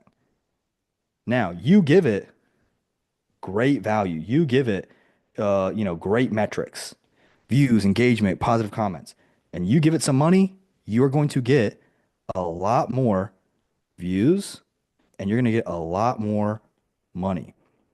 But you can't prove this unless you approach organically. Now, if you just say, hey, Alec, I've got a lot of money reinvesting for another business, or I have a great W-2, great. Have you satisfied this? Yes. Then you can go with the dog poop multiplication route and you can learn faster that way. 1000%. But you need to go into that route understanding that you're probably going to lose between $5,000 to $12,000. Now, again, that's perfectly okay as long as you understand what you're doing, why you're doing it, and the potential, right? And it might be 1 month that goes in and you've nailed it. The problem is that too many people market the 1 month success. Nobody's going to market their failures. No one's going to say, oh, hey, in this video, I'm going to cover how I lost $8,000. Right? No one does that. Alec is over here saying, hey, guys, I lost a lot of money following the advice other people gave you. Don't fall for it. Right? That's why a lot of people come over and they go, hey, that really resonated with me because I had met a guy, by the way. He tried to pay me money to work with him. Same thing. Oh, I need more courses. I need more, blah, blah, blah. I need more and more. That's why I do all this stuff for free. I said, how much money have you spent on courses altogether? He said $35,000. His wife left him, took the kids, everything because he was gambling on the business side. Just because you're not at a blackjack table or roulette does not mean you're not gambling. So it's not sustainable. So how do we do it for free? How do we find high quality $0 clients? Number one, we're in the last 5 minutes. Niche down. Niche down. When you niche down, you do it by, there we go, we lost someone. I'm just kidding. You do it by a sub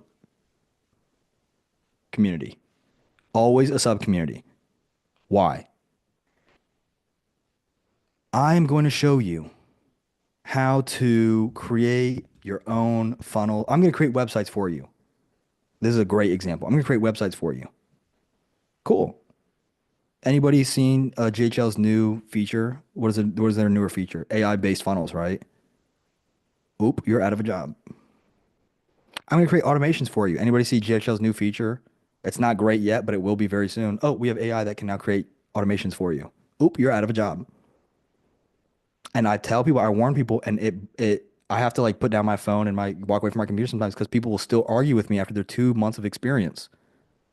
Well, I'm really good at doing this for now. For now. And if you don't believe me, go look at Sam Altman, founder of ChatGPT OpenAI.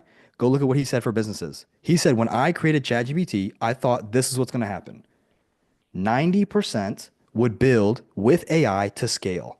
I thought 10% would have a business that as we updated OpenAPI, it would become obsolete.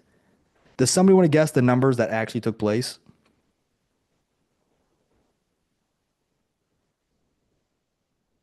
%90 of businesses became obsolete with every update they had, and only 10% were built to scale. And he said he was shocked. You know why he was shocked? Because he's not an idiot. The problem is that he assumed other people were equally not idiots. You build around a community. Why? Well, Sam Altman, let's go from the top to the down. Sam Altman's building around AI. As AI evolves, is he out of a job? Yes or no? No, they're going to come to him. They will always come to him. As AI evolves, they will always come to him. But we don't own AI. So when people tell you,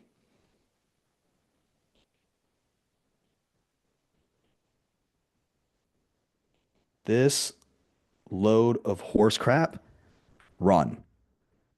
It is not your software company. Are you and Shane high-fiving after work?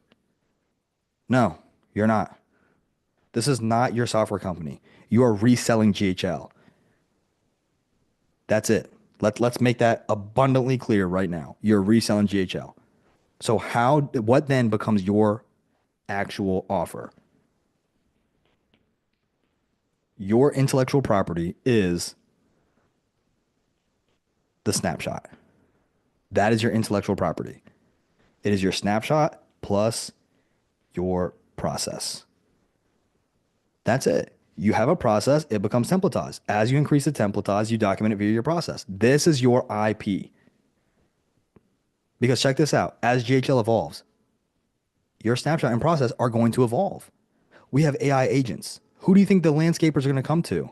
They're going to go to Grant because Grant is positioned as the landscaping guy. So as technology advances, they're going to go to him. Hey Grant, hey guys, hey audience, I've already built. There's a new feature. Let me show you how we can add it into your account for an extra 300 a month.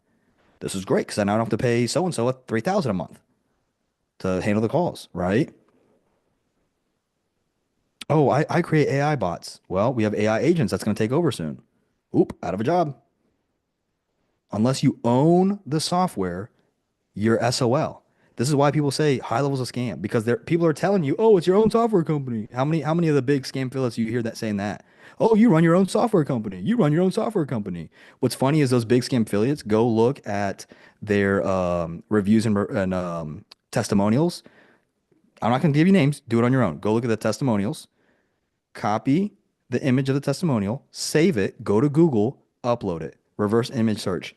Every single one I've done, actors, stock photos. They're fake. Oh, look at my back end of my pipeline. I can go right now in a dummy sub account, create opportunities, and add a lead value. Show me your P&L. Stamped by your actual account, right? This is the thing that you have. This is nothing.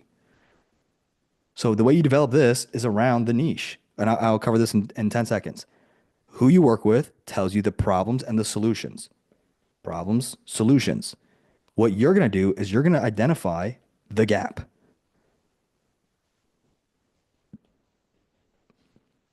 When people tell you, oh, if you want to make money, solve big problems that require big solutions. For who? The niche. That's for who? That's why on the previous section, I was saying if you want to charge more for the same product, go with higher ticket roofers. Now, does that mean everybody should jump in the roofing market? No. It means then it's like, okay, well, who do I work with? You work with what you can scale the fastest. And now we can understand why we want, clear this, high trust, yet $0. That's the best lead you can have. I trust you and you don't have to pay to acquire me. I trust you and you have no idea, I have no reason to not make this difficult, right? I'm not going to make this difficult. That's it. High trust, $0. So how do we find the high trust? Number one, if I'm specialized, you're going to trust me. Who do you want to do your surgery? Anybody watch Grey's Anatomy? Sometimes I got to shout out to the more female viewers, right? I know that's more of the ladies show, but don't worry, I'm with you. I'm with you. I've been there. I know my Miranda Bailey. I got you. Who do you want doing open heart surgery? You want the neurosurgeon? Who is that? Was that the Shepherds? Or you want the cardiologist? Duh. Anybody remember the episode where it's like who is it? Owen Hunt, like he's like just joined the team and somebody has like a cut on their face and he's like just like stapling their face back together and the plastic surgeon's like, get out of here, dude. He's like, this is not the Middle East. You want the plastic surgeon doing the face repair, right? I'm not using the medical terms, but you get what I'm saying. So number one, in specialization, you're going to attract people right away. And you can right away have an antithetical statement, an antithetical marketing claim. Stop working with generalists who don't understand your business. We only work with epoxy flooring. We only work with dentists who use their left-handed dentists. We only work with in-flight missile repair guys with 3.5 brain cells combined, right? Now it's like, oh, okay. So the specialization right away is going to attract people to you. Then it's okay, well, how do I know I can trust you? If you're specialized, you know their problems. If you know their problems, you can also ask them, what are their solutions? And I'll tell you something right now. Their problems are not more leads, more jobs. That's not their problem. And anybody who wants to volunteer, I'm going to take a sip of water. Anybody who wants to volunteer, let me know. We got 9 minutes left, and I'll prove to you what it is that people actually want every single time.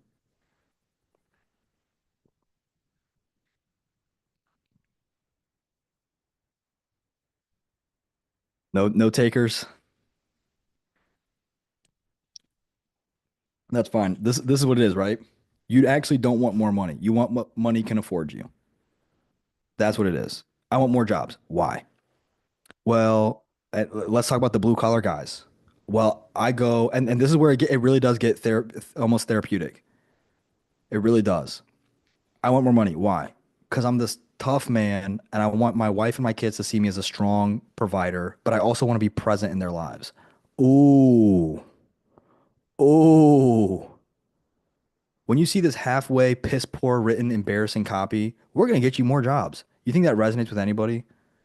No, it's not 2016 anymore. Ty Lopez is not the one running ads. If you start talking about like, listen, you want to make it home in time for dinner every night? That's what we do for you. It's like, oh, dang. You want to learn good commercials, like really good marketing and angles? Go look at the really boring industries.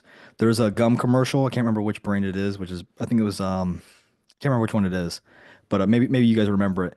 And this dad is basically folding up these little origami birds for his daughter, and he gives it to her every time they have a piece of gum. And then she's going to college, and he's packing up the car, and this box falls out, and all the origami birds he's ever made, not knowing if she ever cared, fall out. And he's like, and like everyone's crying watching the commercial, right? And I have a daughter now, so like even saying that, I'm just like, like why would you do that to me on a Thursday at 2 p.m., right? Why does that work? Because it's not about the gum becomes a vehicle for what they actually want. Who would have thought the gum company would have identified the problem we have is father-daughter relationships? What? What? But it bridges that gap. And now you're like, oh, I'm a good parent. I'm gonna start. How many people you think probably Googled how to make origami, swans after that, right? That's good marketing because it ties to the deeper issues. So when you're making ad copies or any marketing copy, or when you're trying to understand the problem, I want you to understand there's three components. External is number one. This is one that everybody can see. This is why when someone says more leads, more jobs, it's a piss poor offer. It's a good beginning, but it doesn't tie into the copy. The copy has to then address the next level down, which is internal conflict. 8 billion people on this earth. And yet, how many people on this call have felt anger before? Frustration, sadness, happiness, anxiety, boredom, fear. We've all felt the same emotions, but there's 8 billion of us, and yet we all have the same emotions. So the internal is the emotion we feel with it. When you can't be the strong blue collar man making the money come in, the internal feeling is fear of failure, fear of rejection, anxiety I won't be able to provide. And then the anxiety leads to preoccupation. And then when you make it home in time for dinner, you're not even mentally present to talk with your spouse across the table. You're not even present to be the dad you want it to be. You neglect the business, your family's happy, but you can't even spend time with the family. So you neglect the family, you're at work, you can't even focus on the work because you know you're neglecting the family. How many people does that resonate with? Right? So now it's like, okay, now we become the vehicle to this problem that otherwise wouldn't have a direct tie. And then your brand mission needs to be philosophical, the third problem deep. The third problem deep should be phrased with the word should. Things should not be this way. That's the simplest way to explain it. Things should not be this way. You shouldn't have to skip dinner just to collect invoices to keep your family happy. You shouldn't have to pick between providing for your family and actually being there for your family. Oh, now we're getting deep. Well, let's move towards your white collar professions, right? You shouldn't have to deal with nightmare clients just to do the job you love. You shouldn't have to deal with Karens just to be a wedding photographer. You should only photograph weddings that you want to photograph and have a great time doing it. You shouldn't have to work with prick clients. Oh, now we're getting, you know what I mean? So that becomes the philosophical core of what you're trying to solve. And what's funny is if I ask you, why do you want to do it? Why do you want to do it? Why? The copy they give you, it's literally the copy. The answers they give you become copy. I want more jobs. Internally, I feel like a failure if I don't get it. I feel frustrated. I feel like annoyed. Why are these young guys coming in making a lot of money and they're bad at what they do? I'm way better at what I do. I'm way better than Lowe's. I'm way better than that lawyer. I'm way better than that doctor, but nobody knows about it. I shouldn't struggle. I should be making more money because I'm better than them. Oh, external, internal, philosophical. Do you feel like you're losing to people who are way worse than you? So you're having to deal with this. You feel these kind of emotions and you're having to deal with these kind of clients. Let me show you how we fix that. What if there's a better way? What if there's a way that you could do this without having to deal with that? Oh, that would be phenomenal. Cool. Let me show you how. And so that's the main offer. And then the micro offer is, hey, not only can I show you how, but we don't even know each other. You just met me. Instead of paying me 500, 1,200 a month, we can just start off with a little date, a little micro offer called a database reactivation. And if it works, great. You can take the money we make you and run. You can take the money we make you and you can actually apply it as credits and reinvest it into the offer. Or if we fail, instead of you being out 1,200 bucks, you're out 200 bucks. Worst case scenario, you're out 200 bucks. And what's cool is I do an offer breakdown where I say, if your ticket price is $800, one closed person makes your money back. 5 closed people, or let's say 1,000, right? One person, 1,000, 5, 5,000, 10, 10,000, 20, 20,000, 50, 50,000, all off of a $200 offer. Going back to the example we did with Heather, are those odds that you'd be willing to take? Well, I guarantee you they'd rather take those odds at 200 bucks a ticket versus 1,200 bucks a ticket or 500 bucks a ticket. So that's where the micro offer comes into play. So now you can build trust and then lead them into, hey, you want to see what else we can do? Hey, and think about this. Let's say Heather has $0. Hey, Heather, what if I made you what if I got you to 10, 20,000 in cash collected and then turned around, then would you be willing to buy the system? If you make me $20,000, I'll be a lifetime customer. You're building trust early on. And let's say you even want to eat the cost of a DBR. I did the math earlier today. It's 25 bucks all in. That's A2P, that's the phone number selected, email, SMS, and then let's say you're reaching out to 1,500 contacts and you're hitting them all 3 times a piece. 25 bucks, you're all in. Let's say 50 bucks all in. When I started, my wife and I would go to Goodwill, we'd go to Facebook, we'd find stuff for cheap and we'd flip it, Gary Vee style. Take that money that you're flipping and you can eat the cost if you really want to. Or you can just present it the way I have it in the videos and on this call, and people will pay that gladly. How do I know? Because we do it all the time.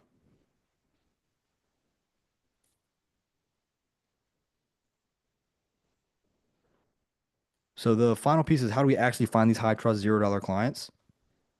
When you're niche down, go engage in the communities where they operate. That is it. That's it. Higher trust is going to be more in person. My first client was my lawn care guy. Walked outside and spoke to him. They have events. Go on Facebook. Look up events. They have events for all kinds. Listen, they have conventions for furries, people. I promise you, your business has conventions. Your space has conventions. They have like BDSM conventions, okay? If the freaky people are willing to meet in public and promote it, I promise you the normal businesses are doing the same thing. I promise you. I'm using ridiculous examples so you can see how silly it sounds when people tell me, like lawn care guys don't meet up. Yes, they do. And what's funny is most of the time, it's there. You're just not doing it. That's one of the things I tell Grant I love about working with him is I don't have to tell him go find events. He'll just reach out to me and say, hey, I found an event I'm going to. Love it. You need help prepping? Yes. Great. No. Great. Those high trust people, they're just in pre-established audiences. If somebody's running a convention, they already have the audience list. You don't need to create it from scratch. Go there. Facebook groups, go there. Quora, go there. Reddit, go there. People talk all the time. If you're like, well, they're not on Facebook, they're on LinkedIn, they're on Instagram, they're on Twitter. It depends on the industry. White collar, love LinkedIn. Blue collar, love Facebook. Anything aesthetic, loves Instagram. It's not confusing. Is it aesthetic? Does it look pretty? They're on Instagram. Epoxy floors, car detailing, fixing smiles, fitness, from out of shape to in shape, from skinny to muscle, from heavyweight to lost 20 pounds. That's aesthetic. And it just takes a little bit of looking. And then when you go to find them, you can engage with them, have conversations with them.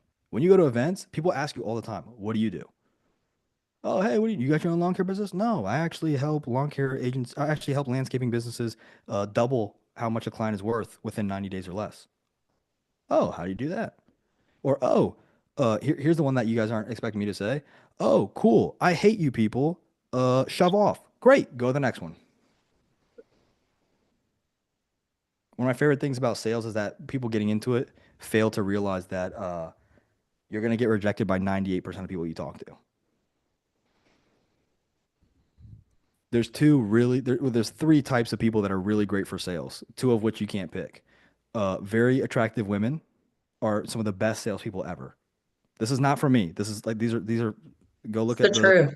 yeah, go look at the studies because men will just get, I mean, you got women at strip clubs and men will give them their whole life savings. I remember when I was in the military, we had I was in the infantry, so we had what's called like OSIT or no, was it OSIT? I can't remember the acronym, but basically you have basic training in AIT. So basic training is like your training and AIT is like your specialty. Well, when you're in infantry, you have 3.5 brain cells total, so you just basically go through, right?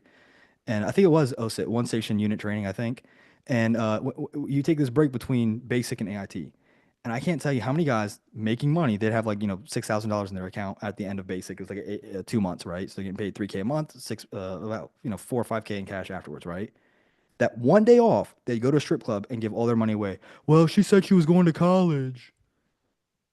You just paid for her college. Yeah.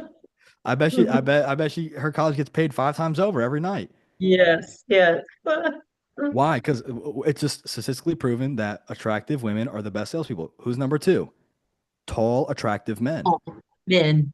Tall men. Why? Because the women find them attractive, but the men also like being buddies with people who are more attractive because it makes them feel like I'm attractive. I'm not a tall Right. guy. There's a lot of pictures my wife and I laugh at. There's a lot of pictures of me next to like really tall guys, and there's like a huge height difference. And in my brain, I feel like we're 3 inches difference in height. I'm like, oh, I didn't realize he was that much tall. In my mind, we're the same height. I'm on Mhm. cloud nine. I don't even see it. I'm like I'm the opposite of short guy syndrome. I'm like oblivious to the fact that I'm shorter. I really think we're the same height. And my wife's like, that guy's like 7 foot. And I'm like, yeah. She's like, honey, you ain't even cracked 6 feet. And I'm like, oh yeah. And the picture she's, I'm like, oh yeah, he is tall. I didn't even know he's tall. We're all like, yeah, pretty close in height. You know who the third one is? The third best, because we can't be attractive women and attractive men unless we got that Kim K surgery money. You know who the third most successful salespeople are? Ugly men who get rejected every single day of their life. Why? Because rejection means nothing to them. Doesn't bother. Doesn't bother them. You know who the worst salespeople are every time?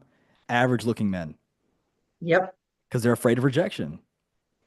Go ask any woman in your life about the foul things that men will do when they get rejected. Don't take my word for it. Go ask them. Go ask them what happens when a man gets rejected and how quickly we see the insecurities come out fast. Yep. And until you talk with women, or if you are one, you will not see it. I'm telling you now. I remember I had a friend I worked with, and she was showing me the things that guys would say. I was like, this is horrible. This is like go to jail level bullying. Like this is bad. So why? So it's because they don't fear rejection. So I'm not saying you need to go and make yourself handsome or opposite and maim yourself. Rejection means nothing to me, right? Now, we're not going to talk about whether I'm good or completely horrible looking. I don't want to hear it. But I sell like I'm ugly because rejection means nothing. And so the sales piece comes to just talking with people and engaging with people and just sharing what you do.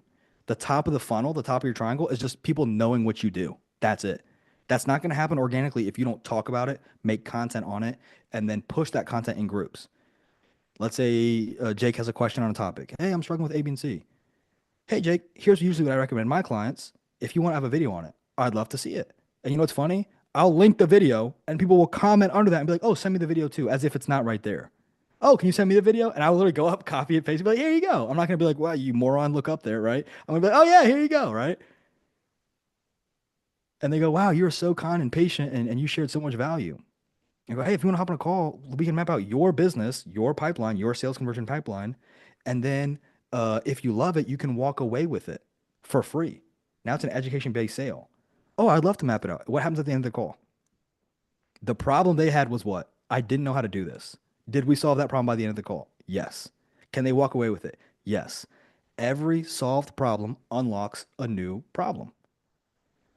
I know exactly what to do. I have a blueprint. Can anybody take a blueprint? Maybe you can. I have no idea. Can anybody take a construction blueprint and build a whole building without any help? I built my own house off Okay, blueprints with so Heather can. I can't, right? Heather it's can. not fully. My husband knows how to do that. So that's where I just kind of learned a little bit. So every once in a while, you're gonna get a Heather and Heather husband and Mr. Heather who take it and walk away. Fine. Right. For the rest of us, what No. do I do with this? Oh, if you Yeah, want, we can build it out for you. that's right. Now, great. I'm going to show you my favorite sales trick of all time, and then we're going to wrap up. And I saved this for last to reward the people who stayed. I know there's going to be people who have other things going on, and that's perfectly fine. But I got to give the people who come live a little freebies that you get before everybody else, right? I'm going to show you my favorite close right here. As you're going through your conversations, you need to be asking 24/7. Everything should be questions, questions, questions. I should never be saying, we're going to convert at 5%. Done. No, I'm going to say, if we can convert at 5%, that'd be this much money. Is that correct? It's all questions. It's all questions, right? Here's what we do. Ready? Somebody give me a number for a lead value. So like if I close this job, how much money is the money? Do you want us to just stick with like 1,000? So let's say 1,000 either in the ticket price or 1,000 in client lifetime value. So maybe it's like 10 visits at 100 a piece, 12 visits at 80 a piece, right? For the lower ticket people. So check this out. I built it out for you. Let's do the DBR. We'll do everything. I love this idea. Great. Check this out. You're going to make a grid. And you can have this on a presentation ready to go. You don't have to do this live. And you're going to say 1, 5, 10, 20, 50. And you can break this up however you want, okay? Lead value, 1,000, 5,000, 10,000, 20,000, 50,000. Everybody with me so far? Great. I'm going to charge you. How much do you guys want to charge monthly for this scenario? Give me a random number between, just give me a random number for your monthly rate. 397. I don't know. 397. No, that's perfect. So I'm going to do 400 just for my Army math. Okay. Yeah, let's do. 400. 400. 400. 400. 400. You guys see where I'm going with this? If I get you one job a month, you're in the green 600. Now you're in the green 4,600. Now you're in the green 9,600. Now you're in the green 19,600. Now you're in the green 49,600. If I fail, which by the way, I consider this a failure on my part, you will make money.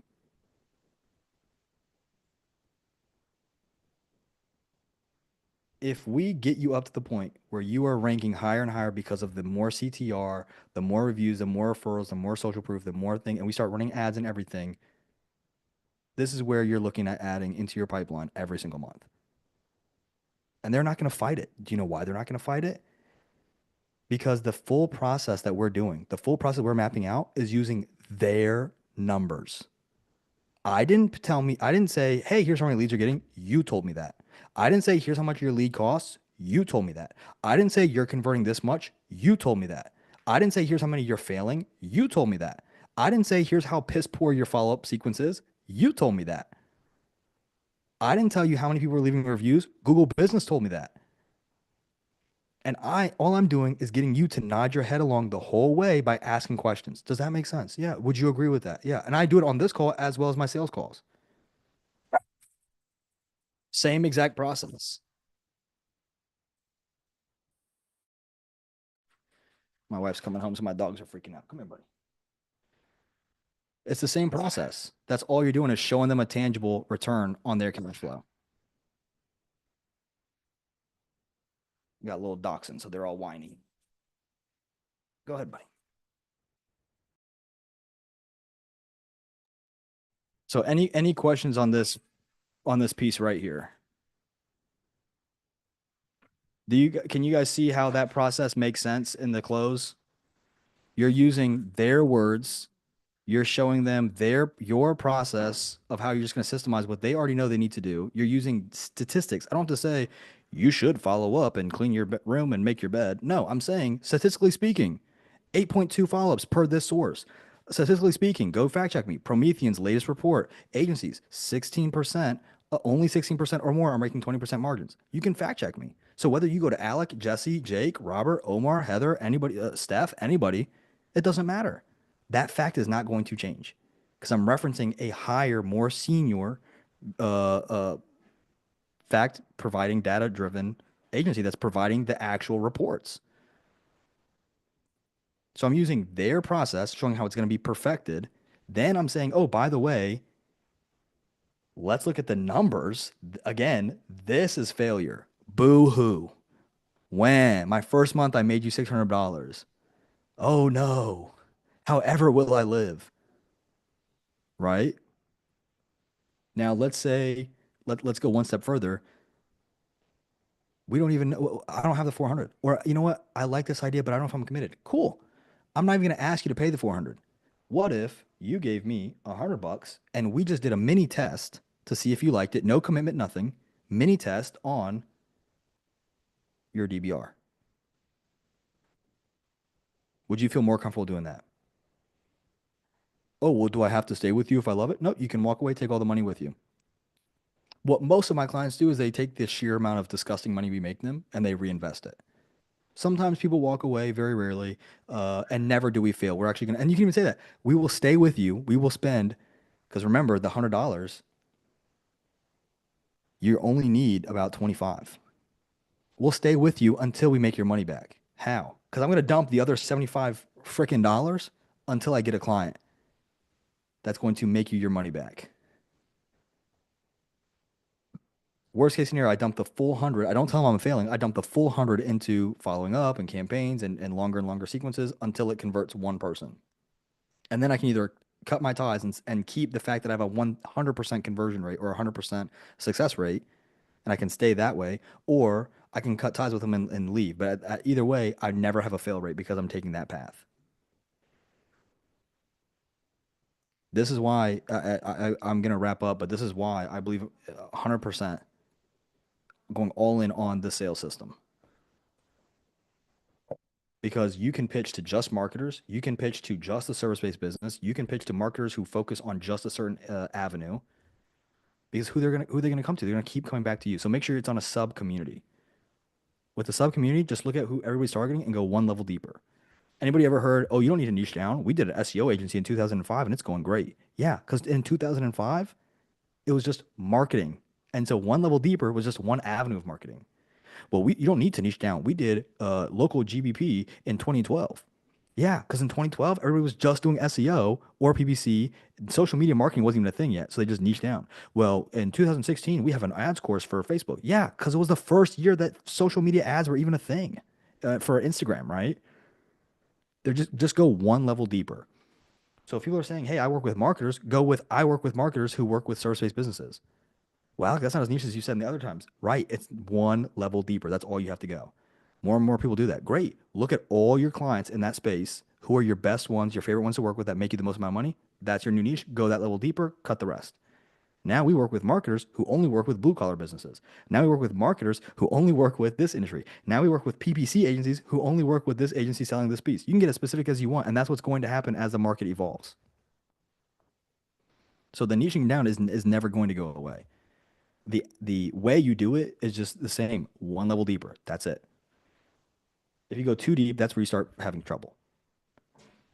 Yeah, Dante said Andy Elliott is the third type of best salesperson. You know what's funny, Dante? I went to buy a car the other day, like it was a few weeks ago, and somebody tried to hit me with all the Andy Elliott like sales things, and I was like, dude, no. He was like, oh, I can give you a better quote if you come in person. I'm like, the calculator works from here, buddy. Don't try me. I said, I was like, listen, dude, I told him, I said, dude, I work in sales. I said, please don't try me. He was like, no, well, if you come in, we'll know you're serious. I'm like, you know I'm serious because I'm calling you. He was like, well, I can't really affirm that. I'm like, you know, hey, I'm like, I'll do you one better. You can hang up the phone. I'm going to go down the street to the other dealership. And that's exactly what we did. Yeah, That's so funny, bro. I can't stand that dude. Yeah. Vacuum sealing is close to his, I mean, he's probably a nice guy, but the bit is old. So what I'm going to do next week is we're going to have a video that shows you how to actually structurally set this all up. So it's going to be it's going to be a long video. I'm telling you now, it's going to be a 2-hour video. You can watch the whole video and you will see a recap of what we're covering here, but you will also see how to structure the DBR, how to build the product, and how you gather feedback on the product, which, heads up, here's how you do it. Hey, client, what do you like? What do you dislike? Great. I'll get rid of that and I'll add that. See you in 2 weeks. Hey, client, 2 weeks later, what do you like? What do you dislike? You get a bunch of feedback in the beginning. It all dies off as you develop it more and more. Your product has become perfected. Well, wait a minute, Alec, that's one client. What about 10 clients? If you're all niche down and you go to client 2, he's going to have way less negative feedback. And then client 3 and client 4 and client 5. And for people who go, oh, well, I don't believe in asking my client for feedback, you're probably the same type of person as this. The doctor doesn't give you cancer. They just tell you you have cancer. Whether you go or not, you still have the cancer. So your product might still be a bucket of cow dung, whether or not they tell you. Now, if you want to excise that cancer before it kills your business, you'll gather the feedback and you'll put your ego to the side. If you want it to die while you're fishing randomly and you're like, oh, why does my left kidney hurt? And then you just keel over, sure, skip the doctor, skip the negative feedback.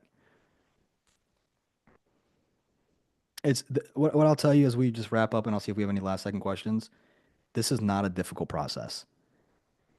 It's not a complicated process. I'll say that. It's a simple process. And in the video I have coming out next week, I will document absolutely everything, even including Facebook groups, how to use your video lead magnets, how to push video lead magnets in the group, how to use old video lead magnets in group engagement. I'm going to break down the whole thing. It's going to be a 2-hour video. I'll tell you right now. In that one video, I promise you that video has the potential to make a lot of people a lot of money. The week after that will be the next video where it's great. Once you've hit your 10K with your audience built, how do we scale that into 50, 70, 100K agencies? Once you have that piece, the rest that's where then you can start expanding who you work with. That's where then you can have because now you have the cash flow and the margins. Now you can start considering how can we increase either our vertical or our horizontal, not both. That's where you start having different mediums making you a lot of money.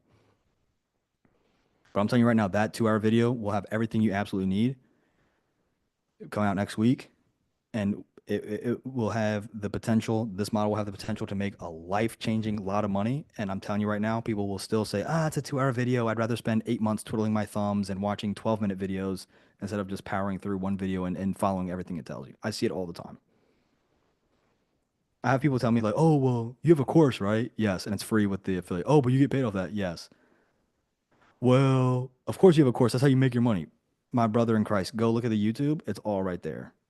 You could watch the YouTube, never talk to me at all. I have people come to me and they go, hey, I've made 10K off your content. I'm ready to work with you now. Great, come on in. I learned all the stuff I can from free. I want to have the group calls and pick your brain. Great, I'd love to see you. So it's gonna be there if you can just, here's the piece. Pick a community, talk to them. That's it. You want to know how to manage employees really well? Hire employees, talk to them. That's it. People complicate it. Anything else, it's just talking to them. And then empower them to do the work. Empower your client to talk to you. That's it. But we'll go ahead and wrap up. I appreciate you guys staying. Like I said, I didn't want to cover the tech stuff too much because all of you have that in SASO. So we'll have that on the video next week as well. But all of you have that in SASO already. A lot of the assets already there for your agency sub account. The client sub account is going to be much harder because it is based entirely upon the product, right? Is it recurring? Do they pay up front? Is there a deposit, right? There's a lot of variables in there. If you have questions on the next group call, bring your questions and I'll show you how we can map it out. The same way we mapped it out for Patricia, the same way Omar did a great job of mapping it out, the same way we mapped it out with Grant, all those different videos. It's not too complicated. But let me stop yapping for 3 minutes. Any questions before we log off? Thank you for the info. Of course. I appreciate you guys coming out. I got a teenager needing my attention, so I need to get off of here. Teenagers come Everybody, first. yeah, well, kind of grown teenager. He's got his own landscape slash power washing business. So he's like, Mom, I need your help. So I need to get up here and advise on a job. Hey, tell him to reach out to Grant. That's exactly who he helps. Ugh, this kid. So I need to advise him on somebody who's a little hard-headed he does this work for. Pays really well, but he's not been out in the business long to learn to deal with people and how they talk and yeah. So just kind of helping him. Tell him the customer is never right, but if you Yeah, tell I've him already that, done that. if you tell him that, then you lose him, right?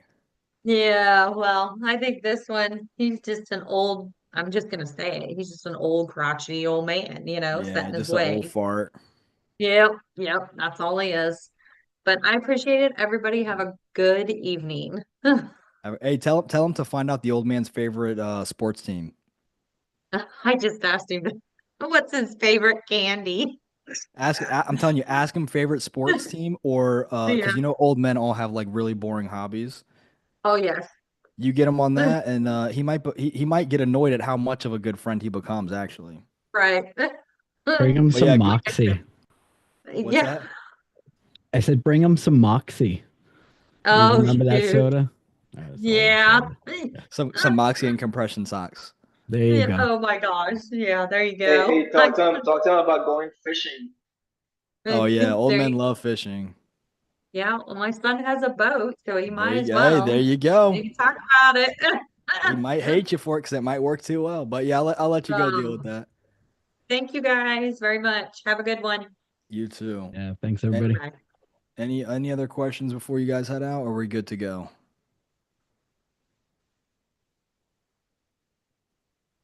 Good. Awesome. All right. Well, I will see you guys. Yeah, what's Malik, up? will you have a something? Will you have a something for the VSL?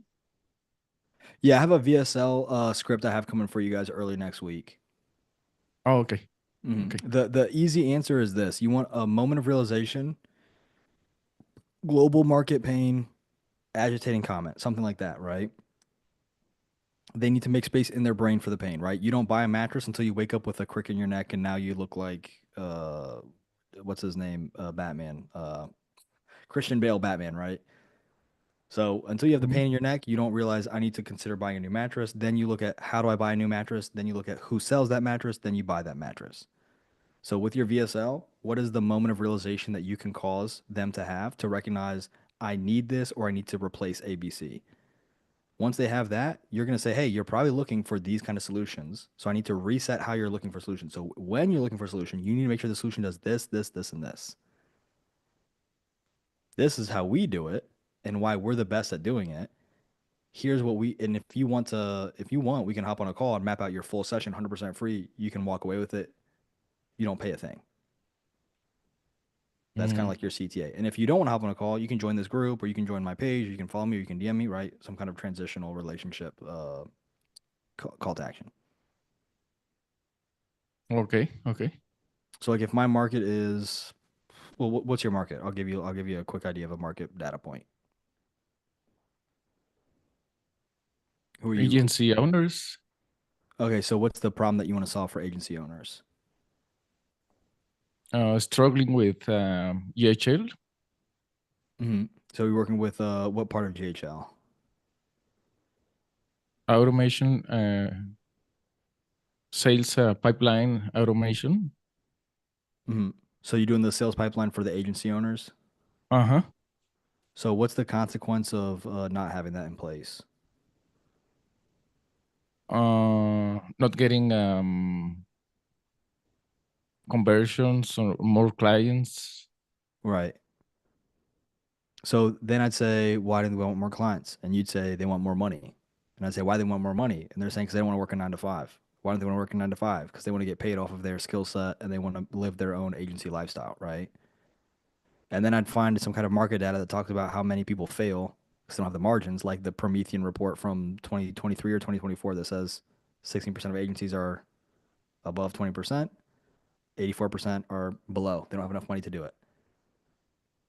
And I'd use Mhm. some kind of global market pain, and then I would say, here's what people are doing about it. Here's the buying criteria. Here's what they're looking for in their solution. Here's how we map that, and here's a free educational call to action, which is mapping the session and showing you how we can help you with that. Okay. That's your flow Okay. every time. You want a short form copy, like 30-second video? Exact same thing. If you're an agency owner and you're working 80-hour weeks, you're not an agency owner. You're a glorified freelancer, and you're lying to yourself. Ooh, it's agitating, so it causes a moment of realization. The moment of realization is, oh, am I wrong? Once that seed gets planted, then they'll consider options. Am I wrong? Well, what if I could do this? How could I do that? Well, what would I need to do that? Resend the buying criteria. Well, now that I know what I need, who offers that? We do. Yeah, but I don't want to give you my money. That's fine. We'll show you in a free CTA where we have a conversation. And now I've got your information to follow up with you 8.2 times. Mm. If you read a Chet and Amanda Holmes' book, Ultimate Sales Machine, they have a very unique approach to niching down. People get mad at me when I say niching down. You know what these guys do? They make a list of 100 clients by name. They don't say lawn care guys, landscapers, agency owners. They make a list of 100 agency owners they want to work with. And they pursue those agency owners every 2 weeks until they close them. Oh, Alec, I need every client I can. I need every space I can. These guys literally pick 100 clients and they go after those 100 clients. And in some instances, the list will be 1,000. In some instances, the list is, I kid you not, one. And he tells a story about how they did this 80-20 principle, Pareto's law, and they looked at their best paying customers. They had one customer who's paying a lot of money, and the rest were causing all the overhead. He said they gutted all but one client. They made a list of one other client just like them they wanted, landed. They had two total clients, and by gutting, I think it was like 64 other clients. They gutted 64 clients, closed one more. The one list they pursued, they put all their money into closing that client. They made like 5 or 6 times more money, and the profitability went through the roof because they had no more overhead. Lean fulfillment team, fat margins, specialty. Yeah, that's a great book to read because it literally tells you, it says, find your dream 100, go pursue them. If you have 263 clients paying you $319, you're making $1 million a year. What's the number at 100? You know what I mean? Maybe I need 100 clients. I need 83,000 a month to hit $1 million a year, right?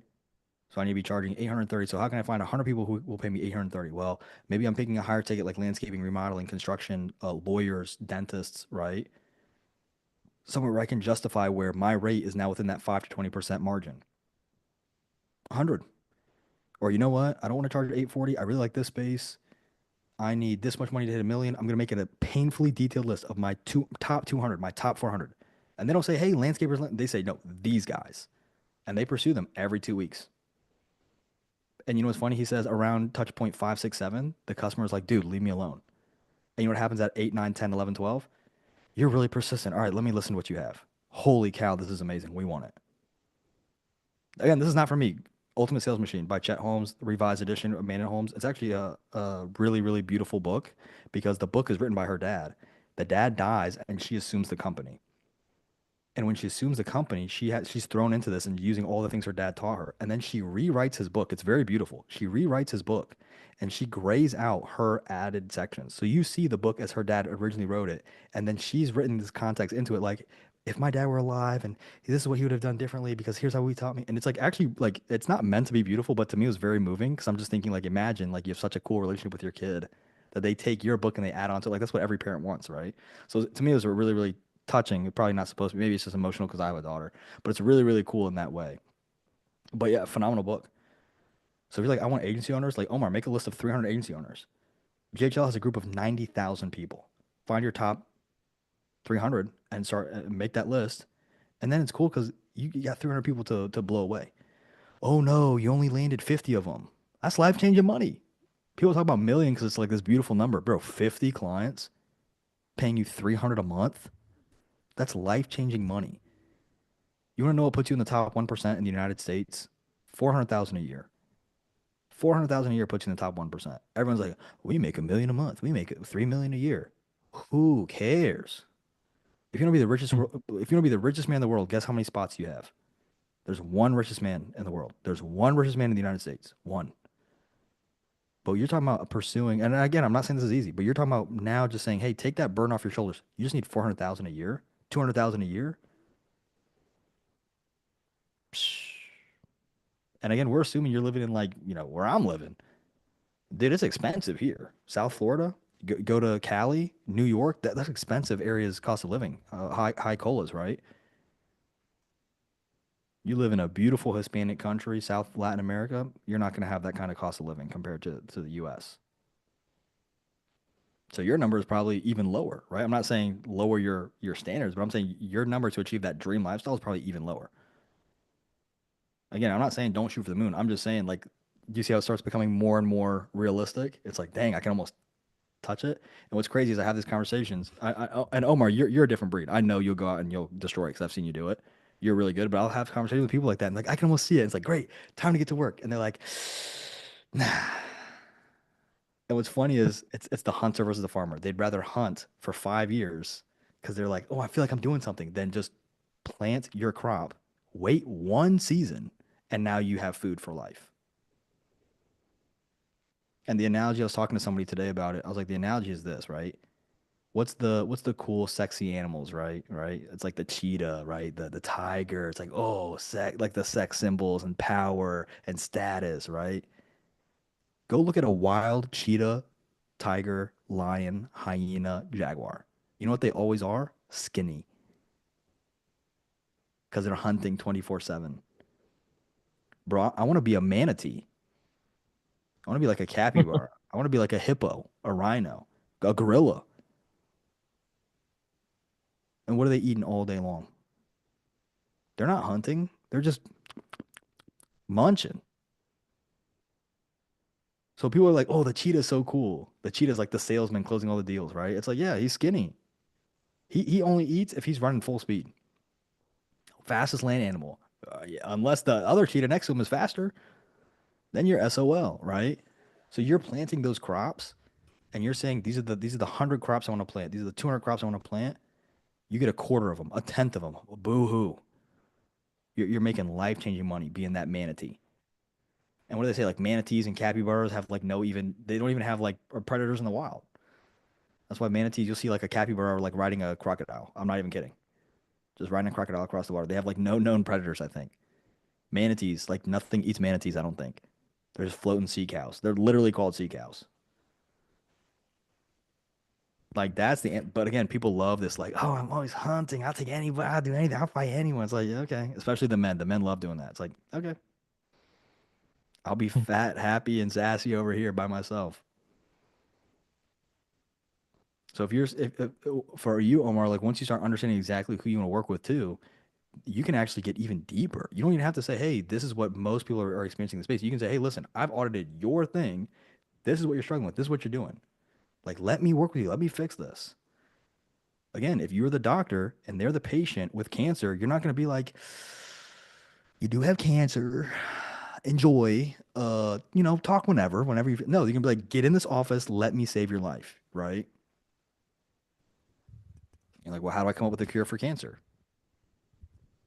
Testing, trials. It's literally scientific theory. You want to know what the best case studies are? Structure them like scientific theories or scientific articles and writings. You know what's funny? If you go read a scientific hypothesis, like the actual paper, scientific papers and studies, and then go look at how Alex structures the case studies for you guys. What does Alex put in the beginning of the case study? Cover the bottom line up front to allude to what you're going to do. What's the beginning of a scientific paper? The abstract. In this paper, I'm going to show you how we've established this, and here's the mathematical or scientific study that we found. Now let me go into how we found it. Case study. Here's the setting. Here's the original setting. Scientific paper. Here's the conditions for the experiment. Right? It's structured the exact same way. So you can really get really specific with it by having that Dream 100 list. And that the 100 doesn't mean anything, just the dream client list. But don't say like, don't tell yourself, I want 263 landscaping companies. Say, I want these 263 companies. One blocks you, great, plug in a new one. How much easier is that going to be? How much more realistic and tangible is that to say, this is exactly how many I need, right? Again, it's a great book. Chet and Amanda Holmes, father-daughter duo, and it's called Ultimate Sales Machine. Phenomenal book. And I'll tell you right now, the number one thing they harp on is follow up, follow up, follow up. Have a system to follow up, follow up, follow up. Selling should be all about the customer. I have this, I can help you. Gone. Like think about this, right? The COVID vaccines. How many people were like, "Oh, no, I don't want that," because they were like, "Oh, we have vaccines to give you," right? Flip it. No one's doing, or very few people are doing that with the polio vaccine. Why? I don't want polio. So now it's about the end person getting stuck with the needle. I don't want polio. Give me that thing, right? With COVID, they're like, we don't. You're trying to push it on us too much, and the CDC's like, we're trying to save your. Like, you can argue left or right. I'm not. I couldn't care less. It's like we're trying to save your life, and they're like, you're trying to push it on us. They're only going to buy in if it's all about them. So with your VSL, moment of realization, what they're probably trying to do or how they're trying to solve it that's not working, resetting their buying criteria, and then how you're the good fit, and then how your CTA is not salesy at all. It's more education based. As you get case studies and proof of concept, you put that between moment of realization and what other people are and what they're doing. It comes right after moment of realization. So the case studies would go, here's how you're messing up, or here's symptoms of what you're messing up, or here's market data showing that you're messing up. I'm going to show you how we fix this. For proof, here's agency 1, 2, 3, 4, 5 that we fix this with. Now, here's what you're probably trying to do, and here's what most of our customers are doing when we find them. They're doing this, and it doesn't work. What you need is something that does A, B, and C. This is why you need what it does A, B, and C. Now, there's a lot of agencies that do this. Well, actually not. There's a few agencies that do this, but let me show you how we're really good at doing this and how we're unique in how we do it. And if you're interested in having a conversation with me where I don't sell you a thing, here's a CTA you can take. We're going to map out your whole process. And what I do is I make it funny. If at any point you are not enjoying the call, the conversation that we're having, you have 100% permission from me to hang up on me at any point. And I tell people that all the time. And you know how many people have hung up on me? 0. And I've had thousands of calls. Thousands. If I had like a Zoom, like your year wrap, like Spotify does, like Spotify wrapped, it'd be like you yapped for 40,000 minutes, and you probably bored 15,000 people to death. But you know what? It'll never have. You had 0 hangups every time. So now the person thinks, wait, I'm gonna get a free map. I'm gonna learn how to do everything I needed, and if at any point I don't like this guy, I can just hang up on him. Low friction. And what's funny is this is how every sales call goes, right? You map out the session.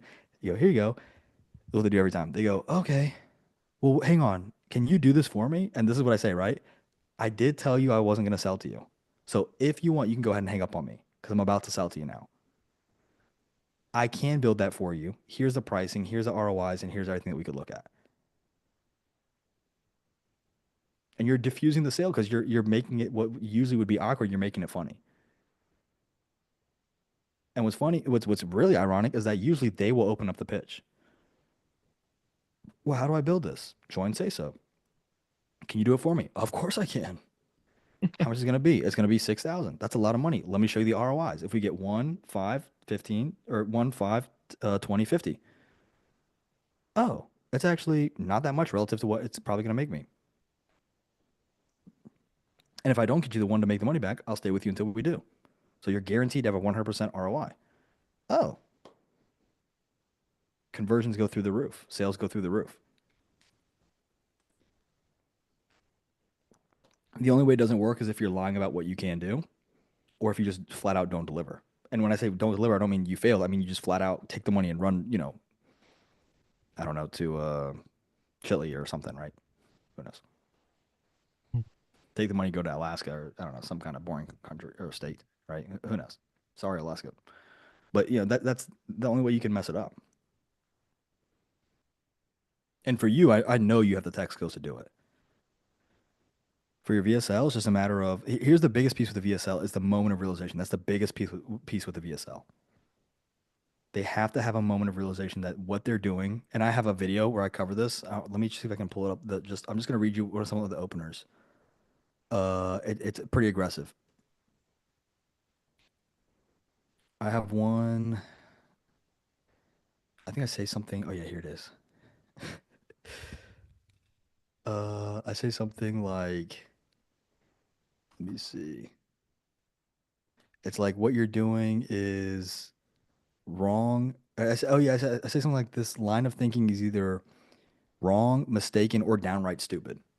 Like I'm just like that blunt with it. I'm just like it's just downright stupid.